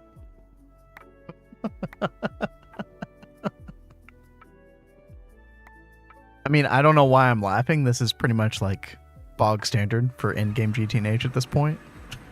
But still. That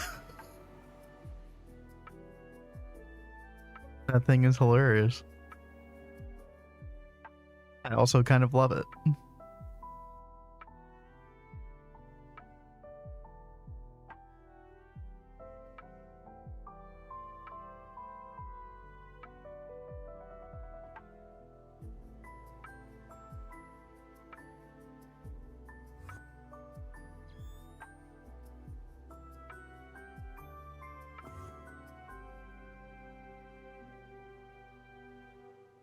Space elevator, nanoforge, EOH, and yeah, don't forget DTPF, right?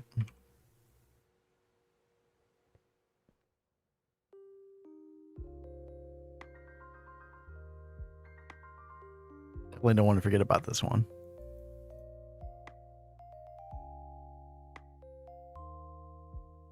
Rather have stuff like that than people spam MEBFs. Yeah, exactly. Yeah.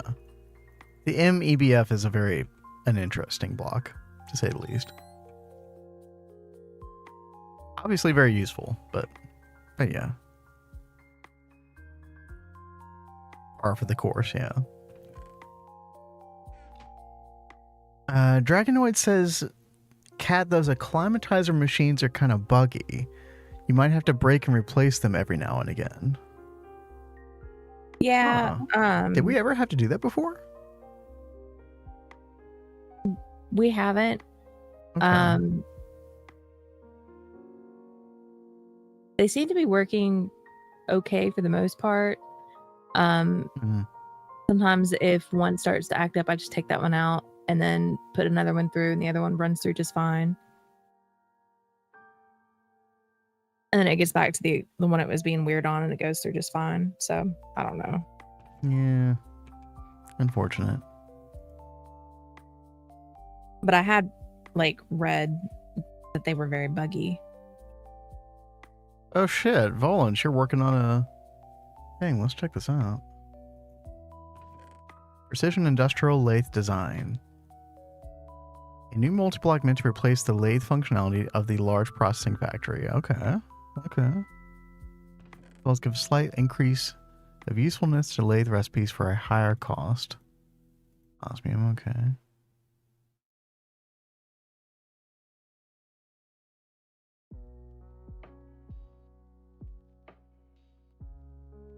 Inputs and outputs can only be placed on 9 steel casings on each side. I like the idea of the inputs and outputs being on like those sides of thing. It kind of gives it more of like a assembly line type feel, like visually. Like it would make sense for stuff to go in and out that way. Pipe casing tiering system. I like the idea of implementing that as well. That's cool.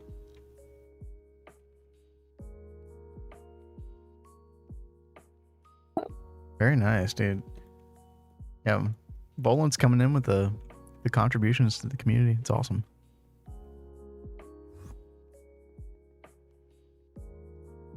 Oh, oopsie. So, we did some really good work today. We definitely got like a good bit of ore processing done. We'll have to get the rest of the multi-blocks done, but we're going to get power in here very, very soon, so that's going to help contribute to things a lot, and then we'll get some more drives. What else? Yeah, well, I'm going to try to get some of this titanium tungsten batched off stream, keep the server running, because that is like really slowing things down horribly. And then we did get our hatches done. Very thankful for that. It's actually 8 tiers added, 10 brass and electrum as well. Okay. Platinum, quantium, and osmium are all obtainable at IV. I mean, would you really want to spend your early osmium on that though? Maybe it just has to do with like how easy it is to get large quantities of those things. Is nitrobenzene done? Yes, nitrobenzene. We did finish, I guess it was at the end of last last stream, or like toward the end of last stream. Yeah, that's been going for quite some time. We have the ability to make up to, yeah, it looks like 1,666 liters per second, which is great. And our buffer is almost completely full. So we're almost at 64 million liters. So that is great. Now, if we added an XL turbine to this, I'm not sure how things would level out. We'll kind of have to play it by ear, see what happens. But yeah, nitrobenzene is in great shape. Kat did get the sulfur bee done last week, so we're able to make all the sulfuric acid we need, and yeah. Yeah, we'll work on some more of this, and come back tomorrow around the same time, around 9 p.m. Eastern, right, Kat? Yep, sounds good. Let's see, give me 1 second. Thank you guys for hanging out with us tonight. I'll always make it more fun. Yeah, absolutely. Way more fun. Not to mention helpful, to say the least. Yeah, true.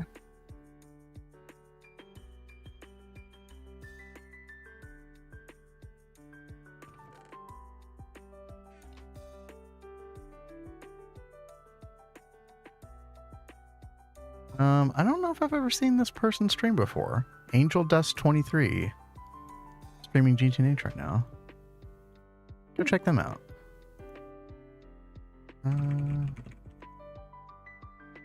Yeah. Anyway, hope you all have a great night. We'll be back tomorrow, like we said.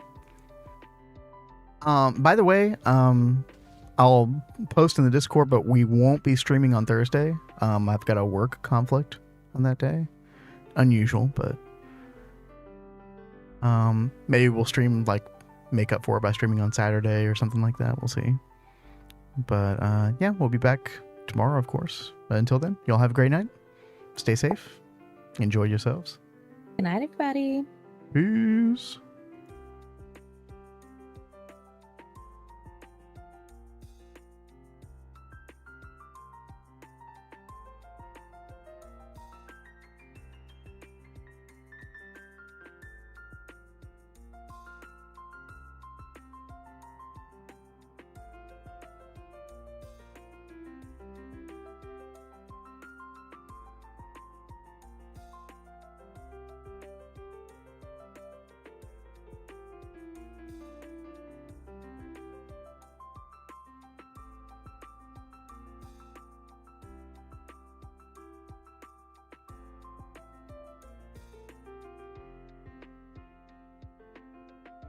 Okay.